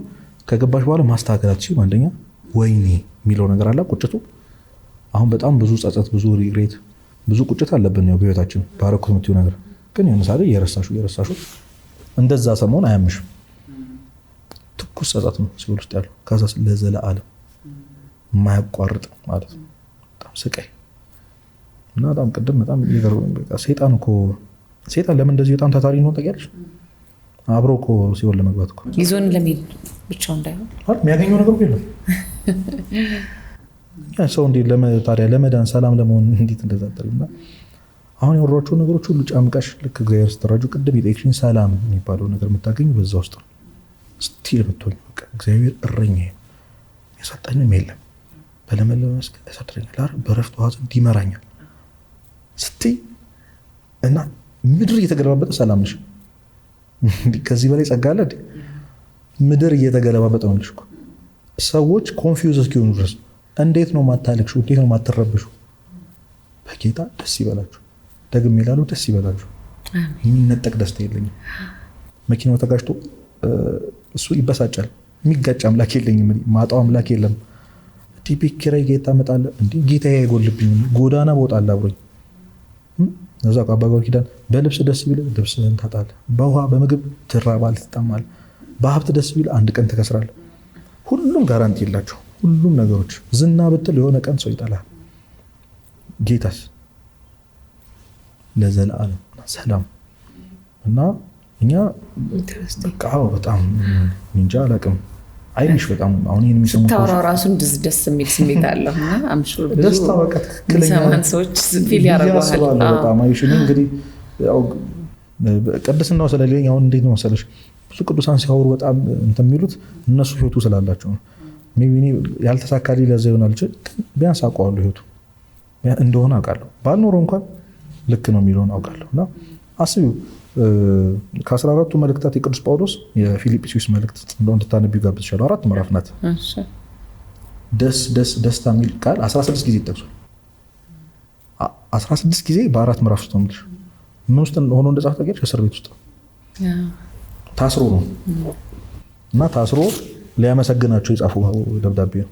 አሁን አንድ ሰው እስር ቤት ውስጥ ሆኖ ደብዳቤ ጻፍ ቢባል ምን አይነት ደብዳቤ ነው የሚጽፈው? ቁንጫው ብርዱ ኧረ ምግብ እሱ እዛ ሆኖ ሌሎቹን በተራ ባልጋ ላይ በምቾት ያሉትን ሰዎች ደስ ይበላችሁ፣ ደስ ተሰኙ፣ በጌታ ደስ ይበላችሁ ደግም ይላሉ። ደስታ እያለ በጣም ይደንቀኝ። እስር ቤት ውስጥ የድሮ እስር ቤት ታውቂዋለሽ? እንኳን ፍራሽ የዛሬ 2000 ምናምን ዓመታት በፊት ማለት እጁ ላይ ሰንሰለት እያለ የጻፈው ደብዳቤ ደስታ ደብዳቤ። በእነዚህ ሁሉ ነገር ውስጥ ስቴብል መሆን፣ ሰላም መሆን፣ በቃ ምንም ያስጨነቀ ነገር የለም። እና የሆነ ቀን ዓለም እየነደደች የምትስቅበት ቀን ይመጣል። ይሄ ከገባ አይደለም? አዎ እንኳን ህይወት አይደለም በጣም አሁን ብዙ ሰው ወይኔ ጦርነት ወይኔ ነዳጅ በቃ ዘረኝነት የሆነ ግብረ ሰዶም በቃ ህዝቡ የሆነ ነገር በመጣ ቁጥር አሁን እኮ መኪና የሌለው ሰው ስለነዳጅ ይጨነቃል። ይህ መረዳት አለመቻል ይመስለኛል። እና ጥሩ ነው ማስታወሱ። ሌላው ከዚህ ጋር እያይዤ ምን ማንሳት ፈልጋለሁ፣ ከትንንሽ ህፃናቶች ልጆች ጀምሮ ማማ ደብሮኛል ይላሉ። ከዛ ትንሽ አደግ ደግሞ ሲሉ ዲፕሬሽን አለኝ ይላሉ። ከዛ ማለፍ ሲሉ ደግሞ በጣም ስትሬስ እኮ አለኝ፣ መድኃኒት ያስፈልገኛል እስከ ማለት እና የተለያዩ ባለሙያዎችን እስከ ማየት ድረስ እና ወላጆችም ሲጨነቁ የምናይባቸው ሁኔታዎች ይከሰታሉ እና እንደዚህ አይነት ነገሮች ጭንቀት የምንላቸው ወይ ድብርት የምንላቸው ምንድን ናቸው? ከምንስ ነው የሚመጡት? በመንፈሳዊ ህይወት ውስጥ ደግሞ እንዴት ይታከማሉ የሚለውን ነገር ደግሞ እናንሳ።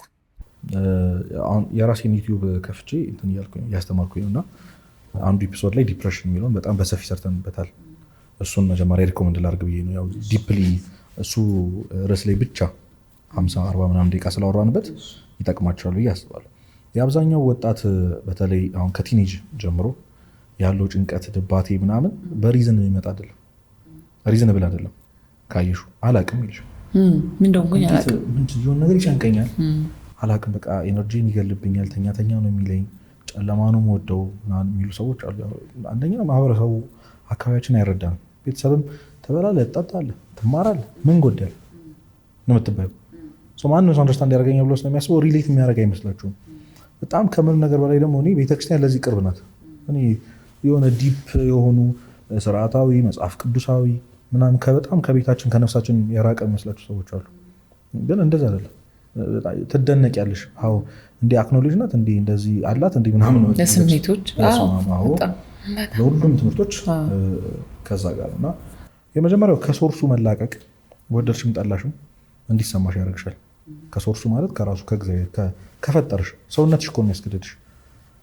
አሳ ከውሃ ከወጣ መሬት ዛፍ ከመሬት ከተነቀለ ተክል ሶርሱ ነው እና ታዲያ አሁን እኛ እኮ ከውሃ ውጭ አሳዎች ነን።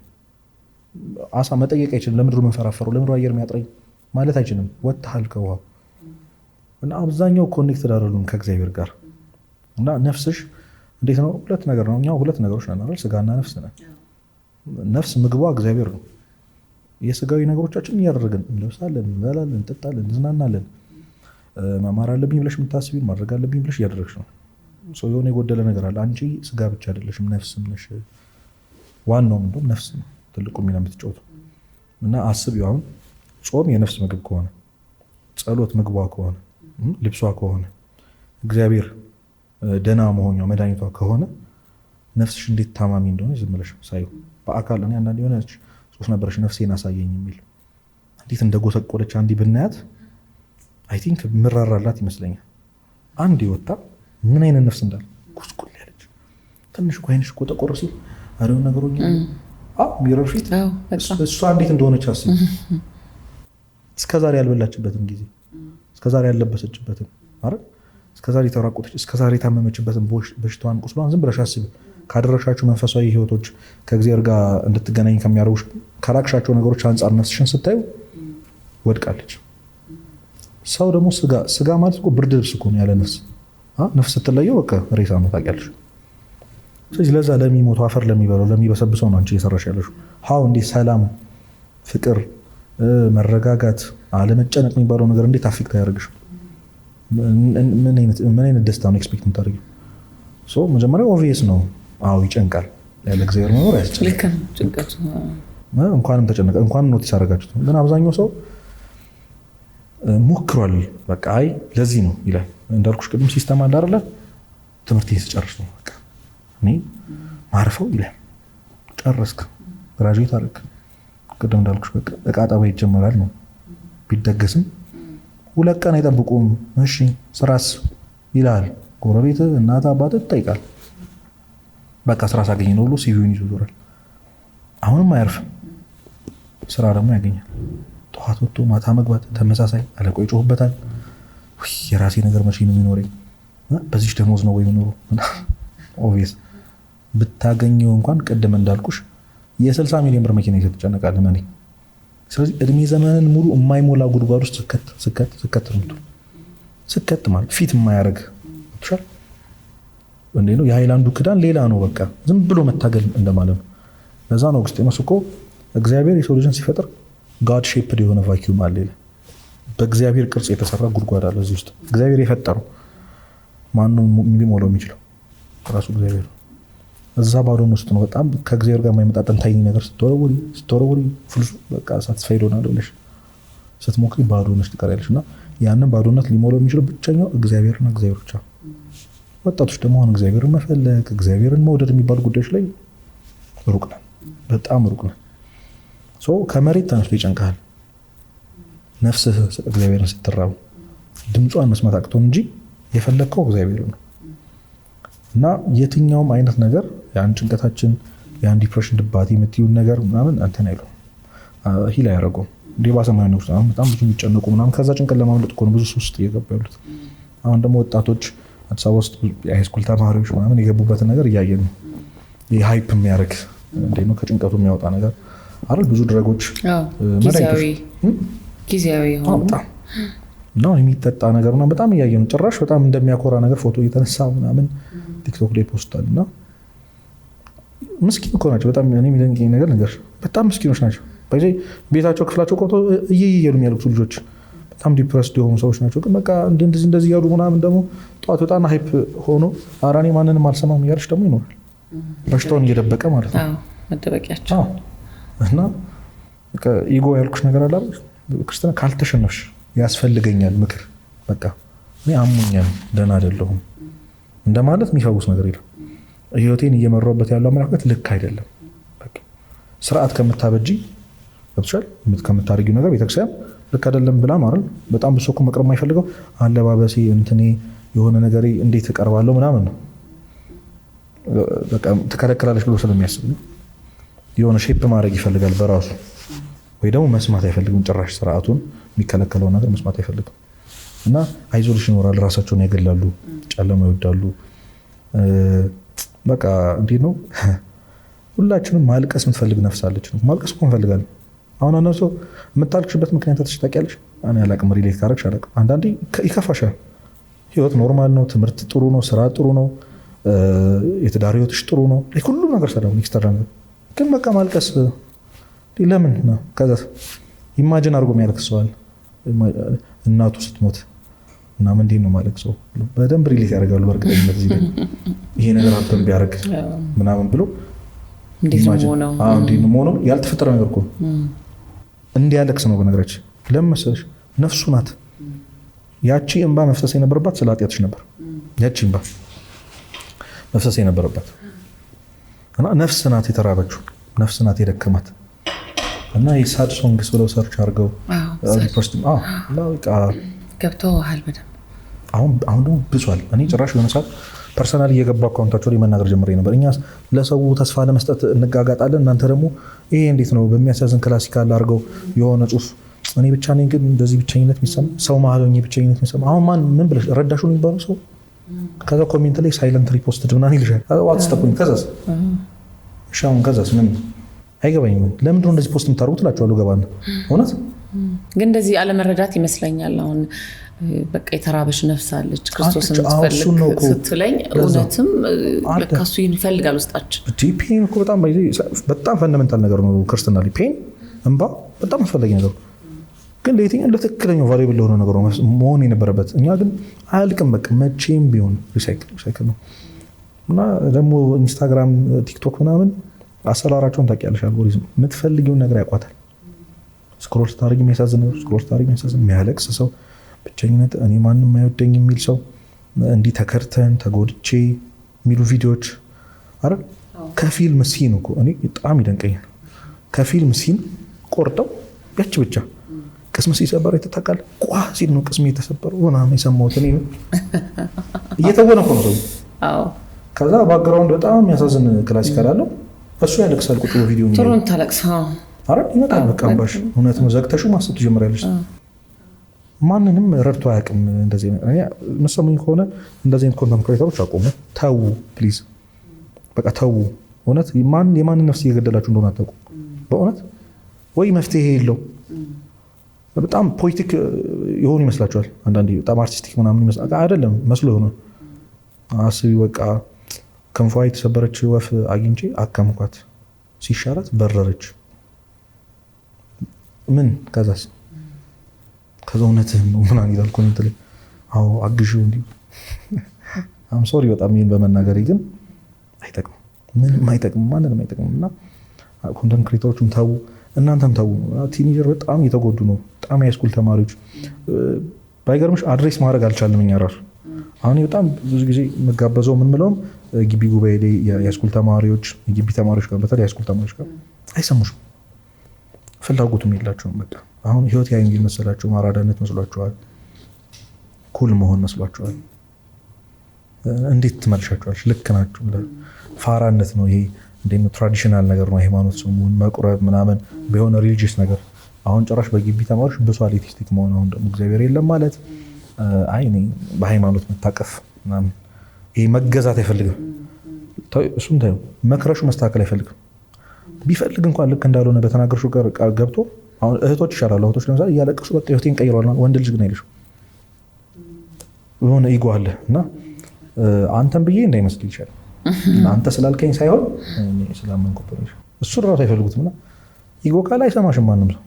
እና ምን አይነት ዳሜጅ ህይወታቸው ላይ ወደፊት እንደሚያመጣ በጣም በጣም ከልብ ያዝናለሁ። ብንደርስላቸው እያስባሉ። እና ግን ጌታ በወንጌል ተናግሯል። መኸሩ ብዙ ነው፣ ሰራተኞች ግን ጥቂት ናቸው ብሎ የሚሰራው በጣም በጣም ብዙ። ግን በቃ አቅሙም ያላቸው ጸጋ ያላቸው መናገር ማሳመን የሚችሉ ሰዎችም ተደብቆ ቁጭ ብለዋል። እኔ አሁን ከአባቶቼ ከወንድሞቼ በልጬ አይደለም እዚህ ጋር ያሉት፣ ግን ያለንን ትንሽ ነገር እዛች ሰንበት ቤት ውስጥ እዛች ልጅ እያለን የተማርነውን ነገር ነው። ጥሩ አንባቢ ሆነን አይደለም፣ ቤተክርስቲያን እንወክላለን ብለን አስበን አይደለም። ግን እግዚአብሔር ሰው ይፈልጋል፣ በጣም ነፍሳትን የሚመልስለት ሰው ይፈልጋል። እና የሁሉም ነገር ምንጩ አሁን ለዘርዘር እንደ ሳይኮሎጂ እኮ ለዘርዘር ይችላሉ። ቅድም ከጠቅሽኝ ጥያቄ እንደዚህ መሆን እንደዚህ ስለሆኑ ነው ይችላሉ። ግን ዋናው ሶርሱ ከእግዚአብሔር መራቅና መራቅ ብቻ። ለዛ ነው ጥሩ አነሳ። ስለ ትዕቢት ደግሞ እናንሳ። ትዕቢት ሲባል ያው ሩቅ ይመስላል። በቃ እኔ ብዙ ሰዎች ወሬያቸው መሀል አያውቁትም ሁላ እኔ እኮ እንዲያርጌ እኔ እና አንዳንዴ ለመስማት ሁሉ እስኪ ከብድ ድረስ እኔ የሚሉ ሰዎች አሉ። ምንድን ነው ያ እኔ?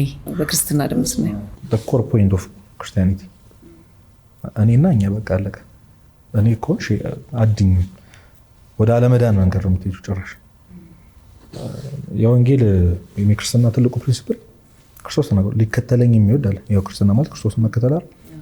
አስቀድሞ ራሱን ይካድ፣ ዕለት ዕለትም መስቀሌን ተሸክሞ ይከተለኝ። ራስን መካድን ማለት ነው አምለሰትን መርሳት ማለት እኮ ኢዩኤልን መርሳት። ከረሳሻት ለምን እኔ ትያለሽ? የለም እኔነት እና እርስ በርሳችሁ በቃ የሕግ ሁሉ ፍጻሜ ፍቅር ነው አለ። ፍቅር በሁለት ይከፈላል፣ እግዚአብሔርን መውደድ ነው ወንድምህን መውደድ። እግዚአብሔርን ከመውደድና ሰውን ከመውደድ የቱ የሚቀድም ይመስልሻል?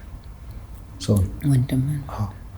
እግዚአብሔር ጋር ብትመጪ ሮጠሽ ምንም ቅዱስ ክንፍ ብታበቂ አይቀበልሽም። በሱ ራሱ መባህን ልታስገባ ቤተክርስቲያን ስትመጣ አስቀድመ መባህን ደጅ ላይ ያስቀምጥ እንዳትገባ። ከዛስ ሂድ ከወንድምህ ጋር ታርቅ፣ እወድሃለሁ ምናምን አትበለኝ።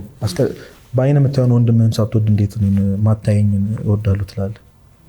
እና ሰውን ዘለሽ የምታገኙ እግዚአብሔር የለም። አሁን ያወራናቸው ነገሮች ሰውን ዘለሽ የምታገኙ እግዚአብሔር የለም መቼም ነው እንጂ ደግሞ የሚገርምሽ ልትሞኝ ትችያለሽ። እና ትዕቢት ደግሞ የኃጢአት ሁሉ ራስ ነው፣ ሰይጣን የወደቀበት ማለት ነው። እና ዝሙት ብትይ ሰይጣን ዝሙት አይሰራም። በምግብ ጾም አሳድር አይበላም። እያንዳንዷ የምንሰራትን ኃጢአት አይሰራውም ሰይጣን፣ ሰው ስላልሆነ ማለት ነው። ያው መልአክ ነው፣ ቅድስናው ተነጠቀው እንጂ መልአክ ሆኖ ነው የወረደው። የብርሃን መልአክ ነው ስቲል እስካሁን ተቀጭ። አሁን በጣም ሰው ቀንድ ያለው ምናምን በኤአይ ደግሞ እየሰሩ በጣም አስቸግረውናል።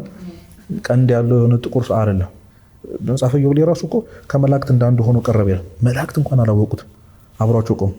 ሰይጣን ግን እዚህ ይሰራል እና ምን ብርሃናዊ ነው፣ በቃ አልተነጠቀም።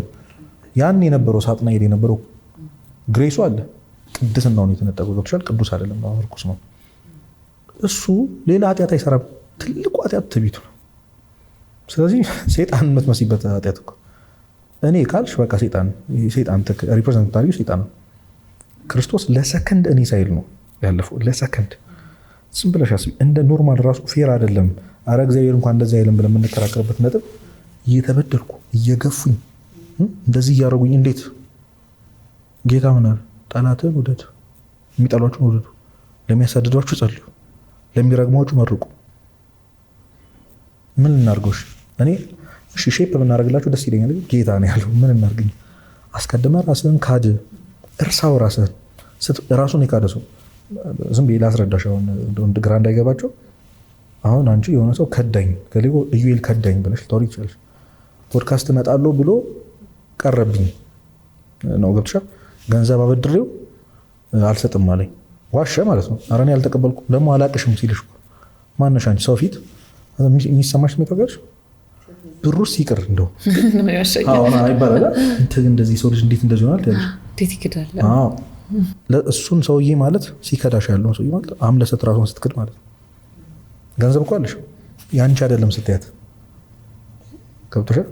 የአንቺ አይደለም የወንድምሽ ነው አለሽ እኮ አቅም ሁሉም ነገር ውበቱም አለሽ ዝናውም አለ ሁሉም ነገር ሀብቷ አለ የአንቺ እንዳልሆነ እስካይሰማሽ ድረስ እስክትረሽ የአንቺ አይደለም እግዚአብሔር የሰጠሽ እንድታቀብኝ ነው። ለምሳሌ የዕለት እንጀራችንን ስጠን ዛሬ ቅድም ስንከፍት ብለናል አይደል? ከዚህ ዛሬ አሁን ምሳ ብንበላ ቀጣይ ሰጠን ማለት ነው የዕለት እንጀራችንን። ግን ምን ብለን ይጸልም የዕለት እንጀራዬን ስጠኝ ብለሽ አይደለም ይጸልሽ። የዕለት እንጀራችንን ልጆችሽ ወንድና ሴት ልጆችሽ ርቧቸው ወንዱ ይመጣና አንቺ እማዬ ምግብ ስጭን እኛ ብሎ ነው ያወራው እኮ ሰው አንቺ እንዴት ነው አንደርስታንድ ታሪክ ለእህቱ ነው ይቀበልሻል። ቢበላው እሱ ብቻውን ሲበላው ማለት እህቱ ተርባለች። አንቺ የሰጠሽው ግን እኛ ስላለ ነው። ስንጠይቀው ለእኔና እዛ የቤተክርስቲያን ደጅ ላይ ለወደቀው ለራበው ሰው ብለን የተቀበሉ ምግብ ጥርቅም በልተን ምናምን ያለውን ትላልቅ ቤት ሰርተንበት ብሩን አሁን ዝም ብለሽ ታስቢ ባላንስ መሆን የሚችል አይመስልሽ? አሁን እዚህ ምድር ላይ ያሉ ሀብታም በጣም ኢን ቢሊየንስ እኔ በአይኔ አይቻለሁ። በአገልግሎት በጣም ኤክስፔሪንስ አለኝ። እንደዚህ በጣም ለአይን የሚዘገንኑ ቤትና መኪና የማየት አቅም ነበረኝ። እነዚህ ሰዎች ባላንስ እናርግ ቢሉ በእውነት ነው የአንድ ቀን ውሏቸው እውነት ቤት ይሰራል ይደንቀኛል በጣም እና ሁሉም ቢተዛዘን ኖሩ ድሃ የሚኖር የሚችል ነዳ የሚኖር በፍጹም በጣም እግዚአብሔር ባላንስ ለምን መሰለሽ የተካፈል ነው ገንዘብ ነበር እግዚአብሔር የሰጠን እንድንካፈለው ነበር። አሁን ከአቅም በላይ ያካበትከው ቤትና መኪና ወር ደግሞ ሌላ በጣም ፋንሲ የሆኑ ነገሮች በየቀኑ የምታወጣው ወጪ ለመጠጥ ለምግብ የምታወጣው ወጪ የወንድምህ ገንዘብ ነው። እሺ ምናምን ዓመት በኋላ እንደዚህ እንደምንሆን ያውቃል አይቀር እኔና እንጂ ፍቅሩን ረስተን ፎር ግራንትድ ወስደን እንደምንሆን ያውቃል አምላክ ነው። አሁን አንቺ እንደሚከዳሽ እያወቅሽ ነገ እንደማያመሰግንሽ ሰው ፊት እንደሚያንቋሽሽ ምንም እንዳላረግሽለት ሰው ሆኖ እንደሚኖር እያወቅሽ የምታደርጊለት ሰው በፍጹም አውቃለሁ እኮ ነው ሰው ሆኖ የለም። ክርስቶስ ለሰከንድ እንዴ እኔስ ቢል አንድን ነበር ለሰከንድ ነው ስለራሱ አንድ ፊቱን ወደ ራሱ አዙሮ እንዲምሳቃዩ ለምንድን ነው ለሚረሱኝ ሰዎች እንዴት ለምን ብዬ ቢል አለቀ። አንድንም ነበር የዳነው ራሱን ስለካደ በፍጹም ፍቅር ስለወደደ እና ትዕቢት ያው እንግዲህ የትህትና ተቃራኒ ነው። ከታበይሽ እኔ ነው ከኔ ነው የመጣው የኔ ነው ነገሩ እኔ ነኝ እያልሽ እኔ የሚል ሰው ክርስቶስን መቼም አይመስለውም። ክርስቶስ እኔ ብሎ ስለማያውቅ ማለት ነው በምንም ነገር ውስጥ እና በጣም ዲፕ ሀሳብ ነው። በጣም ዲፕ ነው ከምታስበው ላይ። ግን መጠንቀቅ ያለብን ነገር ከትዕቢትና ከትዕቢት ብቻ ነው። በቃ መሰበር መልመድ አለብን። ይሄ ልክ ነው አይባልም፣ በቃ አይባልም። ልክ የተባለ ህይወት ተመዝኖ ቁጭ ተብሎልናል ተጽፎ ምናምን በቃ በመጽሐፍ ቅዱስ በቤተክርስቲያን መጽሐፍት በቤተክርስቲያን አባቶች አዲስ የሚመነጭ እውቀት የለም። እኔ ማራሽ ነገር አዲስ ነገር አይደለም። የዛሬ ሺህ ምናምን ዓመታት አባቶች ያስተማሩት ትምህርት ነው። አዲስ የመጣ ነገር የለም። ክርስቶስ ያስተማረውን ነው እየወለዱ እያብራሩ ያኖሩ። ልክ የተባለ ህይወት አለ እና አንዳንድ ሰው በቃ መተው ስለማይፈልግ ቅድም እንዳልኩሽ በአንተ ምክር ተለወጥኩ ማለት ስለማይፈልግ ያንን ህይወቱን ስለሚወደው እግዚአብሔር እንዲያጠርጉ ይላል እንዴ ይልሻል።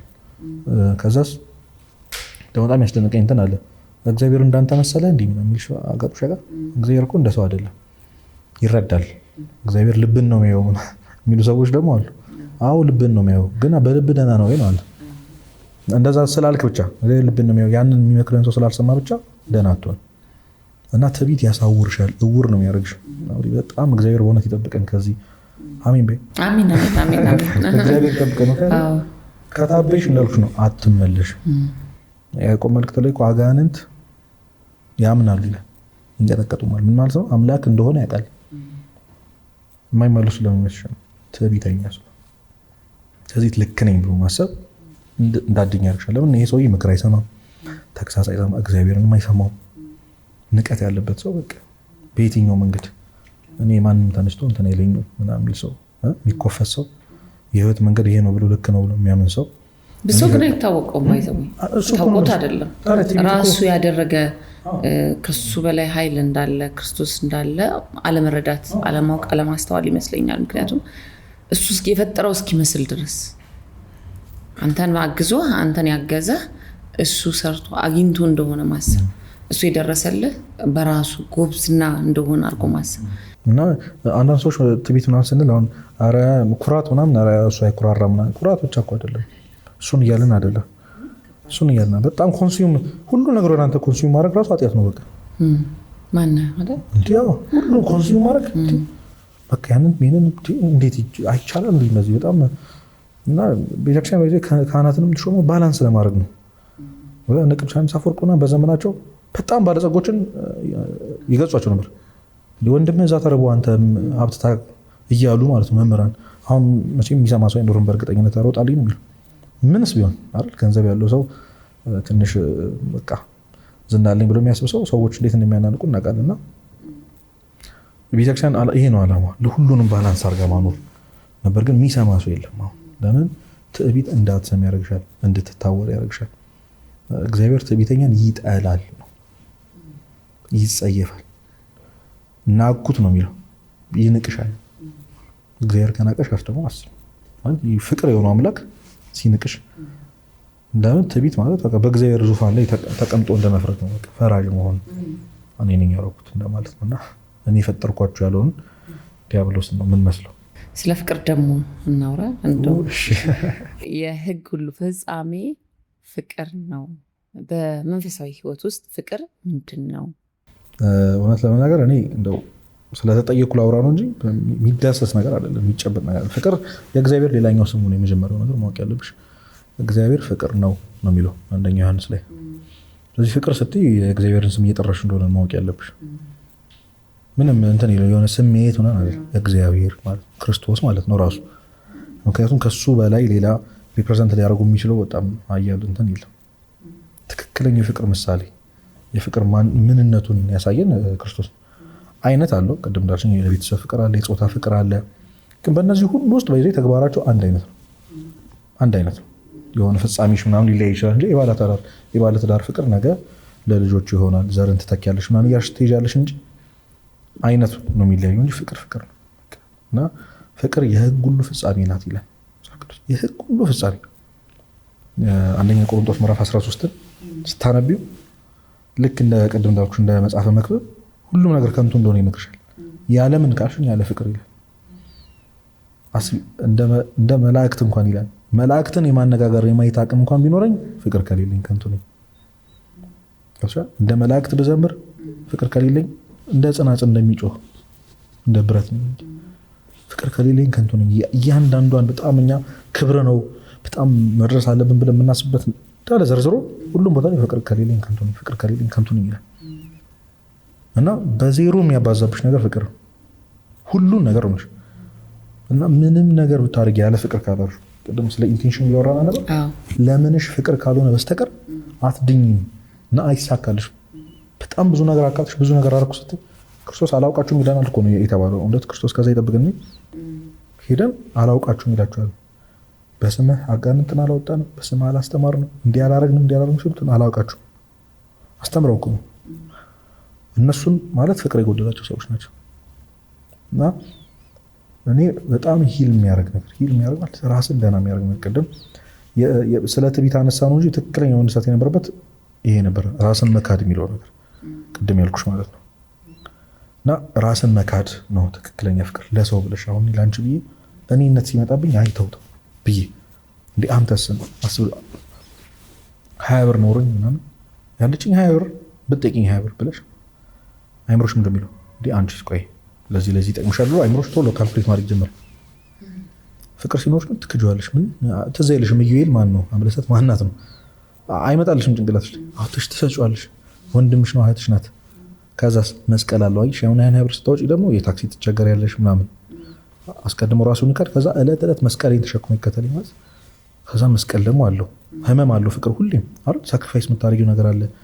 ለዛ ሰው ብለሽ የምትይለት ነገር አለ። ደስታሽን ትተያለሽ፣ የሚያምርሽን ነገር ትተያለሽ። ህልሜ ነው ብለሽ የምታስቢ መሆን የምትፈልጊውን ሰው ትተይለታለሽ። ልክ ክርስቶስ አምላክነቱን ክብሩ ትቶ እንደመጣው ማለት ያስቀረው ክብር እኮ የለም። አይገርምሽ? እኔ በጣም ይደንቀኛል። አሁን እንደው ምንስ ማንም ትልቅ ሰው ማንም ትልቅ ልብስህን አውልቀው አይሆንም አይደል? ምንም ሊያደርግልሽ ይችላል። በህዝብ ሁሉ ፊት ግን እንደዛ ያደርግልሽ መርቃኑን ያቆምልሽ። ጌታ አምላክ ነው።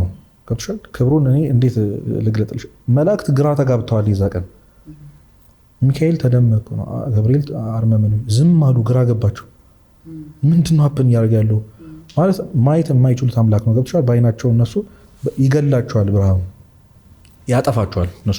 ስለዚህ በክንፋቸው ፊታቸውን ሸፍነው፣ በሁለተኛው ክንፋቸው እግራቸውን ሸፍነው፣ በሁለቱ ክንፋቸው እየበረሩ የሚያመልኩት አምላክ ለሰው ልጅ ሲል ምራቅ ሲተፋበት እንዴ ምንድን ነው አሉ፣ ግራ ገባቸው። ዝም አለ ልብሱ። ከዛ እሺ ችግር የለም ተገረፈም፣ ዝም ሁሉም ነገር ሄዱ። መጨረሻ ላይ ግን ልብሱን ቀደው እርቃኑን አይ አላለም። እስካሁን ያደረኩላችሁ ይበቃል፣ ግን እርቃኔን አልሰቀልም። መጨረሻዋን ክብር ብለሽ የምታስቢው ነገር በልብስ መሸፈን አይደል? መጨረሻው ክብር የሰው ልጅ በቃ ተዋረደ የሚባለው እዛ ጋር እኮ። እንደው ምንም ቢያጣ የሰው ልጅ ሰውነቱ የሚሸፍንበት ነገር አይደለም። ለእሱ እንኳን አልሳሳም አምላካችን። ይሄ ነው ፍቅር፣ ራስን አሳልፎ መስጠት። በጣም ይደንቀኛል። በጣም ብዙ ሰዎች አይገባቸውም፣ ይከራከራሉ። እንደዚህ የሚባል ነገር የለም መጽሐፍ ቅዱስ ነው የሚለው፣ እኔ አይደለም። አንደኛ ዮሐንስን ያንብቡት፣ 3 ምዕራፍ ናት፣ ያንብቡት። በጣም ስለ ፍቅር ነፍሱን አሳልፈው እንደሰጣችሁ ክርስቶስ እናንተም ለባልንጀሮቻችሁ እንዲሁ ልታርጉ ይገባችኋል። ብር አይደለም፣ ክብርሽን አይደለም፣ ነፍስሽን፣ ህይወትሽን አሳልፈሽ ልትሰጭ ይገባሻል። እያንዳንዱ ክርስቶስ ያደረገው ነገር እኔ ለአንቺ ላደርግልሽ ይገባል። በቃ ከጠየቅሽኝ ካስፈለገሽ መሆን አለበት። ያ ነው የሚያድንሽ። ያለ ፍቅር የምንኖር ሰው መንግስተ ሰማያት የለም። ያለ ፍቅር የምትቀበዩ ስጋና ደም ራሱ ያድንሽ፣ መቀሰፊያሽ ነው የሚሆነው። ፍቅር የሌለበት መዳኛ የለም። እና ግን በዛው ካሁን ማስፈራሪያ ይመስላችኋል? በጣም ደስ የሚል ህይወት ነው። እንዴት ደስ ይላል መስልሽ?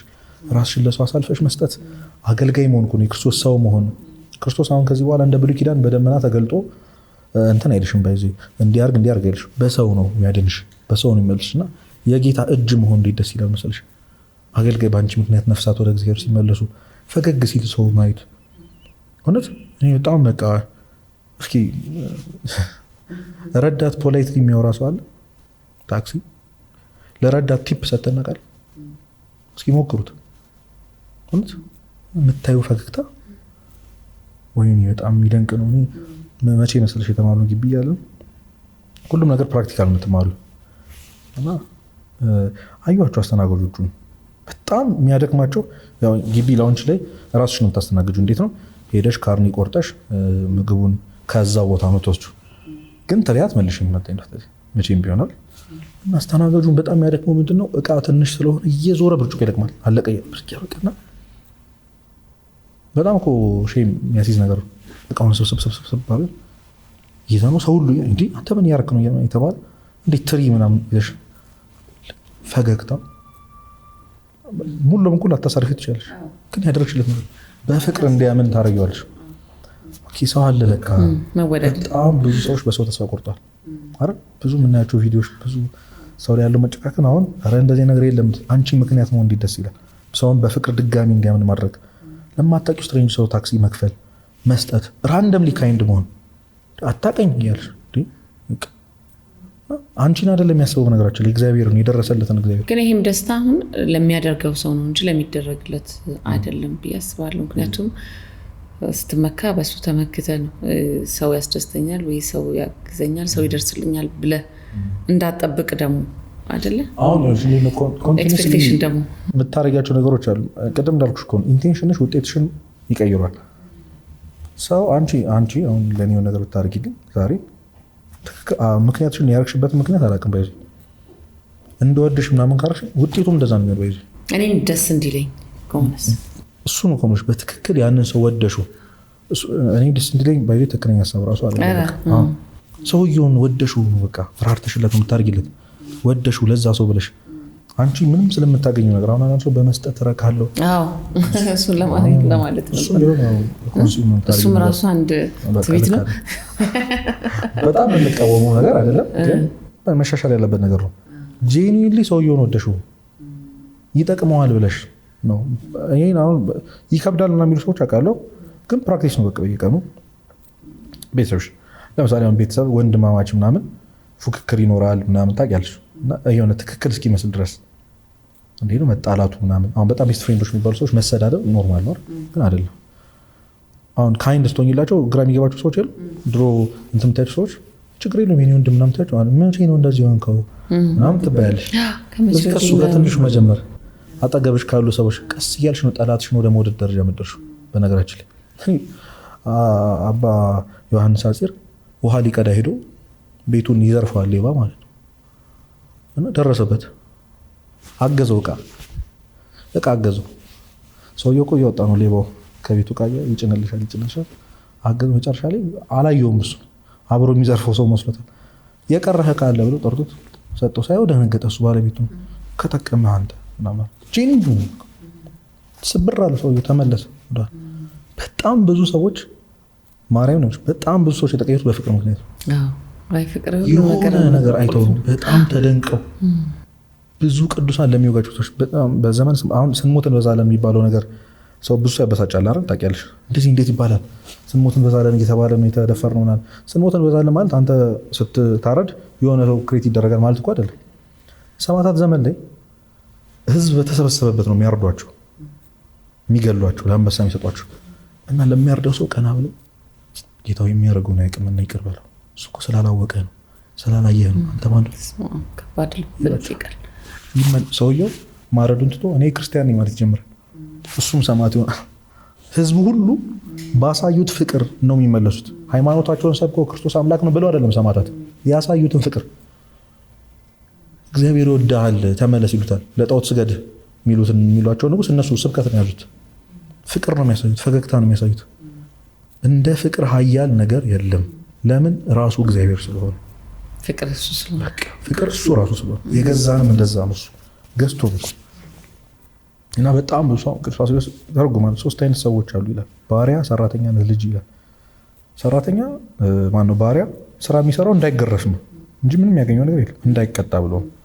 ሰራተኛስ ደሞዙ አይደል? ልጅስ ለአባት የሚታዘዘው ምንም እንዳይገርፈውም አይደለም፣ ስለሚከፍለው ማለት ስለሚወደው አባቱ አይደል? በጣም ብዙ ሰዎች ሲኦልን ፈርተው ነው ልክ እንደ ባሪያ ሲኦል ፈርቶ ጽድቅ የሚያደርግ ሰው አለ አይደል? ሲኦል ላለመግባት ብሎ ወይኔ ሲኦል ብሎ ፈርቶ፣ እንደ ሰራተኛ ደግሞ መንግስተ ሰማያት ለመግባት ብሎ፣ እንደኛ ደካሞች ማለት ነው መንግስተ ሰማያት ለመግባት ብሎ ትክክለኛ የጽድቅ መንገድ እግዚአብሔርን ወደሹ እንደ አባት ማለት ነው። ምን ላድርግልህ ይሄን አባት ይገርምኛል። በቃ እግዚአብሔር አይሰማኝም አልነበረም እኮ ለቅሷችን፣ እግዚአብሔርን አልሰማሁትም ብለን ነበር ማለት ነው። እግዚአብሔር ይሄን አላደረገልኝም ሳይሆን ለእግዚአብሔር ምን አድርጌ ያውቃለሁ? ምን ያርግ ከዚህ በላይ ቅድም አልኩሽ፣ እርቃኑን ከመሰቀል በላይ ማለት እኛውን በጣም ዘግናኝ ምናምን የምንለው የክርስቶስን ማመን ትንሽ 5% ነው የሚሉት የቤተክርስቲያን አባቶች። ፓሽን ኦፍ ክራይስት ክልሹ እንዴት እንደሚዘገን ታውቂያለሽ ማለት ነው። 5% ነው እሱ ማለት ከህመሙ 5ቱ ነው። በጣም ከባድ ምን ይላሉ? ምኑን ስጋ ሰቀሉት ይላሉ አባቶች። የለም እኮ ዝም ብለው ለደም ግባት እንድናየው እንዲገባን ስዕሎቹ ላይም ምናምን አለ ለማለት እንጂ እንደዛ ነው። እና እስከዚህ የወደደ አምላክ ያለበት ሃይማኖት ውስጥ እየኖርን ገብቶሻል። በጣም እኮ ነው የሚገርመኝ እውነት። ዝቅ ብሎ የሐዋርያቱ ነገር አጠበ እየተባልሽ ምናምን ብለን እየሰማን አይገባንም። እዛ ጠላትህን ውደድ እየተባልሽ ማርያም ማን ስለሆነ ነው እሱ ይልሻል። እና ይሄ እዚህ ጉዳይ ላይ በጣም ብዙዎች ልክ እንደሆኑ የሚያስቡት በጣም ልክ እንደሆኑ እንዴ በድሎኛል እኮ ልክ እኮ ነው። ፈታዊ ምናምን መሆን ትችላለህ፣ ግን በጣም የተሻለ መንገድ አለ። ፍቅር የተባለ የተሻለ መንገድ። እኔ አንድ አጋጣሚ ያለ በጣም ይደንቀኛል። ግቢ ያለን በአንድ ነገር ተጣልተው ይሰድዋል፣ ጮክ ብሎ በጣም መጥፎ ስድብ ይሰድዋል። ህዝብ ፊት ይሰድዋል። ጓደኛችን ነው ያኛው የተሰደቡ፣ ይሄኛውም ልክ እንደዛውና እቷል። ቆይ ላግኝ ትወጣለህ ምናምን ብሎታል። የሆነ ግርግር ተፈጥሮ ነው ተገናኙ። ግንባሩን ሳመው። የኔ አባት እንዴና ተሰዳቢ ነው እንዴ? ማርያም ዲያቆን ነው። በጣም ይደንቀኛል። ልክ ያኛው አግሬሲቭ ሊሆን ሲል ቶሎ ግንባሩን ሳመው። ወንድ ልጅ እኮ እንደዛው ማስብ ስሙ ሰው ፊት አዋረድከኝ አለ። አቀፈው። የኔ አባት እንዴና ትምህርት ጥሩ ነው ምናምን ብሎት ምንም እንዳይሰማ እንደዛ ምንም አልሰማኝም ምናምን ብሎ ደርቆ ቀረ። እኔ በጣም ትዝ ይለኛል ሲሽን ኢንትረስቲንግ። ደስ ያ በጣም አግሬሲቭ ነበር። በጣም ሰዎችን ካልመጣው ምናምን የሚለው ልጅ ተረጋጋች። ምንድን ነው ያደረገኝ አለኝ መጥቶ። ምንድን ነው ያደረገው? እሺ አሁን እንዴት ልምተው? እጠላዋለሁ እኮ አለ። በጣም ነው የምጠላው ይሄን ልጅ አለ። ግን እንዴት ልምተው? በቃ ማለት እንዴት ላስቀይመው? ቀደመኝ አለ። ፍቅር አስተማሪ ያስርሻል። ምንም ማድረግ ማትችይበት አቅም ነው የሚያሰጣሽ። እና በጣም ደስ የሚል ህይወት ነው። ማርያምን ህይወትን የሚያሳምር ነገር ነው። ሰውን መውደድ፣ ለሰው ማዘን፣ ላገኘሽው ሰው ሁሉ እውነት የሰው ፔን ሲሰማሽ መንገድ ሌላ በጣም በቃ እንግዲህ የሰው ሁሉ ፔን ሲጋባብሽ በጣም ነው ደስ የሚለው። ታክሲ ውስጥ ትክዝ ብሎ የሚሄደውን ሰው ምን ሆነ ነው በይው። እውነት መንገድ ላይ የሚያለቅስ ሰው አይተናቀለል ከሆነ እኛ በጣም እንግዲህ ብዙ ሰዎች የሰው አይን የሚለምዱትን ሰዎች ምናምን፣ ግን ብዙ ህመሙን ደብቆ የሚታገል ሰው አለ። እና ያን ሰው በፍቅር ማከም አይዞህ ማለት የመሰለ ነገር በጣም ብዙ ጊዜ ያጋጥሞኛል። ገና አገልግሎት ሳንጀምር በጣም ብዙ ጊዜ ያጋጥመኝ ነበርና ትንሽ ቃላት በጣም ያቺን ቃል ያልኩሽ ካፌ ተሰልፈን ታለቅሳለች ልጅቷ። በጣም ታለቅሳለች። ማን ምን ሆነች ነው ይበላት። ሁሉም ሰው ወይ ግሬድ ነው ወይ ከፍቅረኛ ጣልታ ነው ወይ ቤተሰብ ምናምን ብሎ የሚያስቡና ድፍረት ይጠይቃል። አይ ነው ወረቀት ላይ ቅድም ያልኩሽ ዛሬ እያለቀስን የኖርነውን ህይወት ነገ እየሳቅን እንተርከዋለን ምትል ቃል ናት። አጣጥፈን ሰጥቻት ዞር አልኩ። ይሮን ነው ከምን ውስጥ እንደወጣች ሁለት መስመር ቃል ነው የምልሽ። እንዴት ሂል እንዳረጋት አሁን ያለችበት ደረጃ እንዴት እንደሚገርመኝ ብታይ። እሷም ትላለች አንድ ቃል አንዲት ብጣሽ ወረቀት ሀው የሰው ልጆች እንዴት ግን ፍቅር ነው ያደረግንበት ነገር ማላቃት ልጅ በጣም የሚያስደንቅሽ እግዚአብሔርም ሲመራ ደግሞ እኔም ሰፖርት ያሉኝ ሰዎች ማላቃቸው ስትሬንጀር ሰዎች ሲከፋሽ አይተው ምን ሆነ ነው ብለው ሲመጡ ከፍቅር ነው ከአንቺ ምንም አገኛለሁ ብለው አይደለም። እና ራስንም ሂል የሚያደርግ ነገር ነው። ክርስቶስ እንድንመስል የሚያደርግ ነገር ነው። መንግስተ ሰማያትን የሚያወርስ ነገር ነው። ወንድምሽን ካልወደድሽ አትገቢም፣ አይሆንም ያለ ፍቅር። ለምን? ራሱ ፍቅር እግዚአብሔር ስለሆነ ከምንም ነገር በላይ አንቺን ሳይሽ አምለሰት ሳትሆን ክርስቶስ ማለት ሊታይ የሚገባው ጌታ ማለት ነው። ከምንም ነገር ጋር ኮኔክት መሆን የለበትም። ምንም በቃ ከአንቺ ይኸውልሽ ክርስቶስ እስከዛሬ ሊያደርግልን የሚችል ነገር ሁሉ አድርጎ እንደውም ትርፍ ነገር ባንጠይቀው ጥሩ ነው። በቃ ከዚህ በኋላ እንዲያርግልኝ አይባልም። በቃ ጨርሷል ማድረግ ያለበትን ነገር። የሰው ልጅ በምድር ሊያደርግልን የሚችል ትልቁ ነገር አድርጓል። እስከ ሞት ድረስ ታምኗል፣ ወዶሽ። ከዚህ በኋላ እኛ ነን። በጣም ይደንቀኛል። የተፈጠርነው እኮ እግዚአብሔር ለማገልገል ነው። በዚህ እንድረሳዋለን መሰለኝ። የሆነ ልንገለገል ነው የሚመስለው ኃያል ነገር አለ እዚህ ጋር አቅም ያለው ነገር ትኖሪያለሽ። ቤትሽም ሲጎልብሽ እመቤቴ፣ ቅዱስ ገብርኤል፣ ቅዱስ ሚካኤል፣ ቅዱሳን ራሱ በጣም ኮንሱም የምናደርጋቸው ለጥቅማችን። እነሱ ከኛ በላይ የሚወዱትን አምላክ በዙሪያ እየበደልን እነሱ ደግሞ ሄደን አስቢ ስጠይቂ። አሁን በጣም በሷ ከእመቤታችን ጋር ክሎዝ ነው። ኪዳነ ምሕረት ሰሚናት ምናምን ይላል። ግን በጣም እኮ ሰሚናት ትንሽ አይደብርም? ግን አሁን አንቺ ጋር የሆነ ሰው ሁሌውን ነገር ሲፈልግ ሲመጣ በጣም አቅሙ እንዳለሽ ብቻ እያወቅ አይከብድም? እንደ ሰው ራሱ ከባድ ነው። ከዛ ልጅሽን በሆነ በኩል ደግሞ እየበደለ እያሳዘነ እዚህ ጋር የመጣ ደግሞ የሆነ ቁሳዊ ነገር ሲጠይቅሽ ማለት ነው።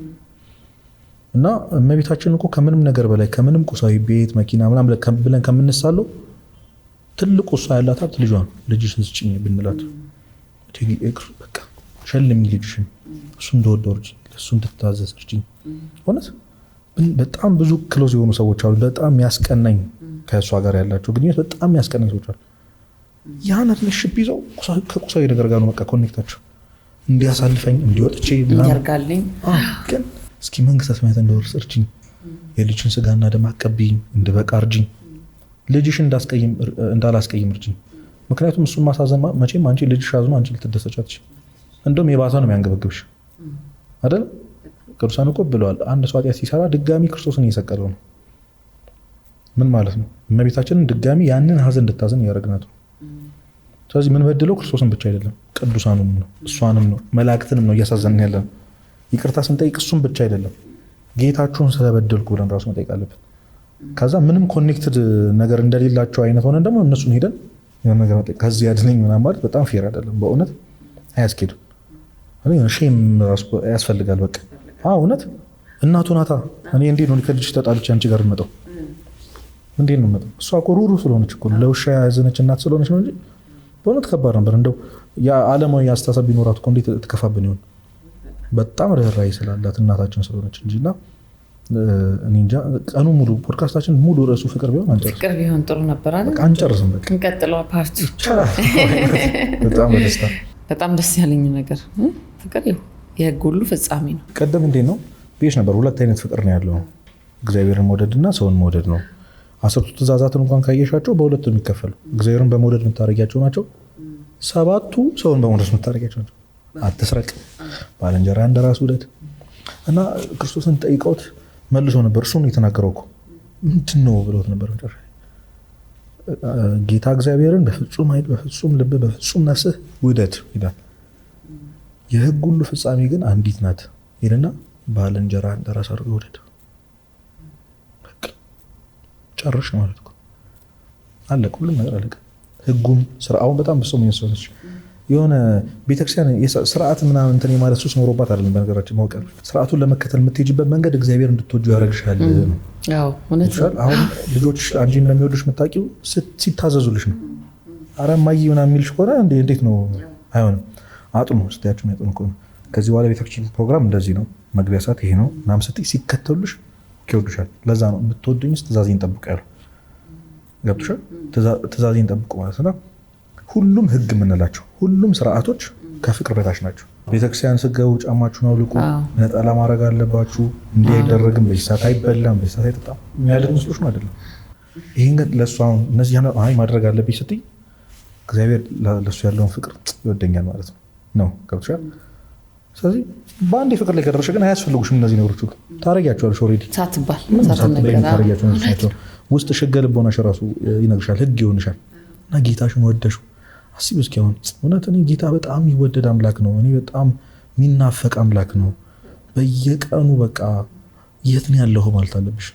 እያንዳንዱ ኮንቨርሴሽን ውስጥ ቀኖች ውስጥ ዛሬ የት ነበርክ ማለት አለብሽ።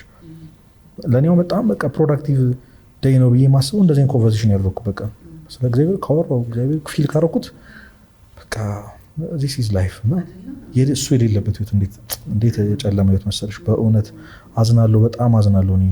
የሚወደድ አምላክ ነው ስልሽ በጣም የሚንገበገቡለት አምላክ ነው። በጣም ብዙ ቅዱሳን ስቲል አሁንም ኤግዚስት ያደርጋሉ። ብዙ የምናያቸው ሰዎች አሉና አስቢ እስኪ አሁን ተውሼት አንዲት ሴት እያለቀሰች ብታገኝ ወይ አዝና ብታገኝ ወይ ዲፕረስድ ሆና ብታገኝ ለብሶ ተናገሬ ነበር። እኔ እቺ የቆየንባት ትንሽ ጊዜ የቆየንባት አሁን ግቢ ስርሰ በጣም ብሶ ዩኒቨርሲቲ ጨረስኩ መሰለው ነው። ለዛም የሆነ እድሜም ገና አልደረስኩም። በእርግጥ ትንሽ ጊዜ ነው የቆየ ነው። እዛ ያ ነው ተርኒንግ ፖይንት። በጣም ክርስቶስን በደንብ እንዳውቅ እንደው ቤተክርስቲያን ውስጥ ከኖርንበት ይልቅ ትክክለኛው ፊል ያደርግ ነው። በአንዲት እህት ምክንያት ነው። ሁሌ ጠቅሻታለሁ እና ይገርመኛል። በቃ ሰው ሊገምት የሚችለው መቼ ወይ ቅድም ነው ግሬድ እንደዚህ ተፈጥሮ ነው እንጂ ግቢ ውስጥ ሴት ልጅ ለምን ታስችላለች? የክርስቶስ ፍቅር ታድላ አሟት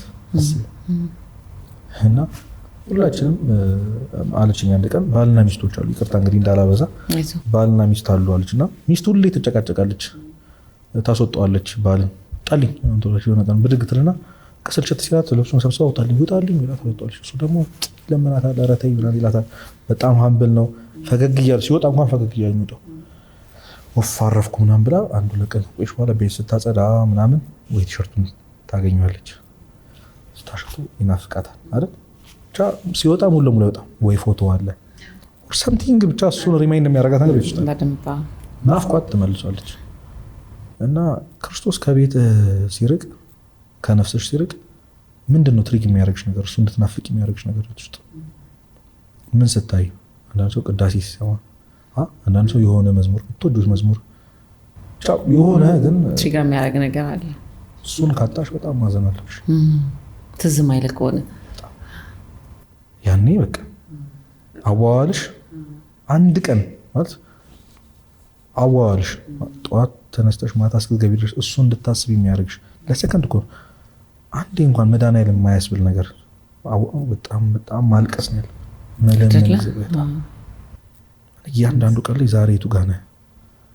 ጎትተሽ ሰራተኞችን እስኪ እንደው ክርስቶስ ለአንቺ ማን ነው ነው ጎትተሽ በቃ የሆነ ማሰብ እሱ እንድታስቢ በእውነት ማድረግ አለብን። እሱን ሪማይንድ የሚያደርገን ነገር በጣም መፈለግ አለብን። ገመዱ አንዴ ከተበጠሰ ፈልገሽ ለማግኘት እንዴት ከባድ መሰለሽ። አለ እኮ ግን በጣም ይከብድሻል። ለምን? ዲስትራክሽኖቹ ምኖቹ ብዛታቸው እሱ እንዳናስበው አንዴ ደግሞ ሰይጣን ያገኘሽ እስኪ ሽፍንፍን አድርጎ ድምጣሽ ነው ያጠፋሽ። ሁላችንም ልቦና ይስጠን። እውነት ደስ ይላል በጣም። ይሄንን ነው ቃል የታሰማልን መምህር ዲያቆን ዮኤል እንግዲህ በጣም ቆንጆ ቆይታ ነበር ያደረግነው። ልብን የሚሞላ ሀሴት የሚያደርግ ውስጥን ክፍት አድርጎ እንድታስብ እንድታይ በህሊና ብዙ ነገር እንድታይ የሚያደርግ በጣም ደስ ብሎኛል። እውነት እግዚአብሔር ይስጥልኝ፣ እግዚአብሔር ያክብርልኝ። እንግዲህ ተመልካቾቼ ዛሬ ቆይታ ከአምለሰት ጋር ፕሮግራማችን ይህን ይመስል ነበር። ጥሩ ሀሳብ እንዳገኛችሁበትና እንደተማራችሁበት ተስፋ አደርጋለሁ። በሚቀጥለው ሳምንት ደግሞ ከሌላ እንግዳ ጋር እስከምንገናኝ ድረስ ደህና ሁኑ።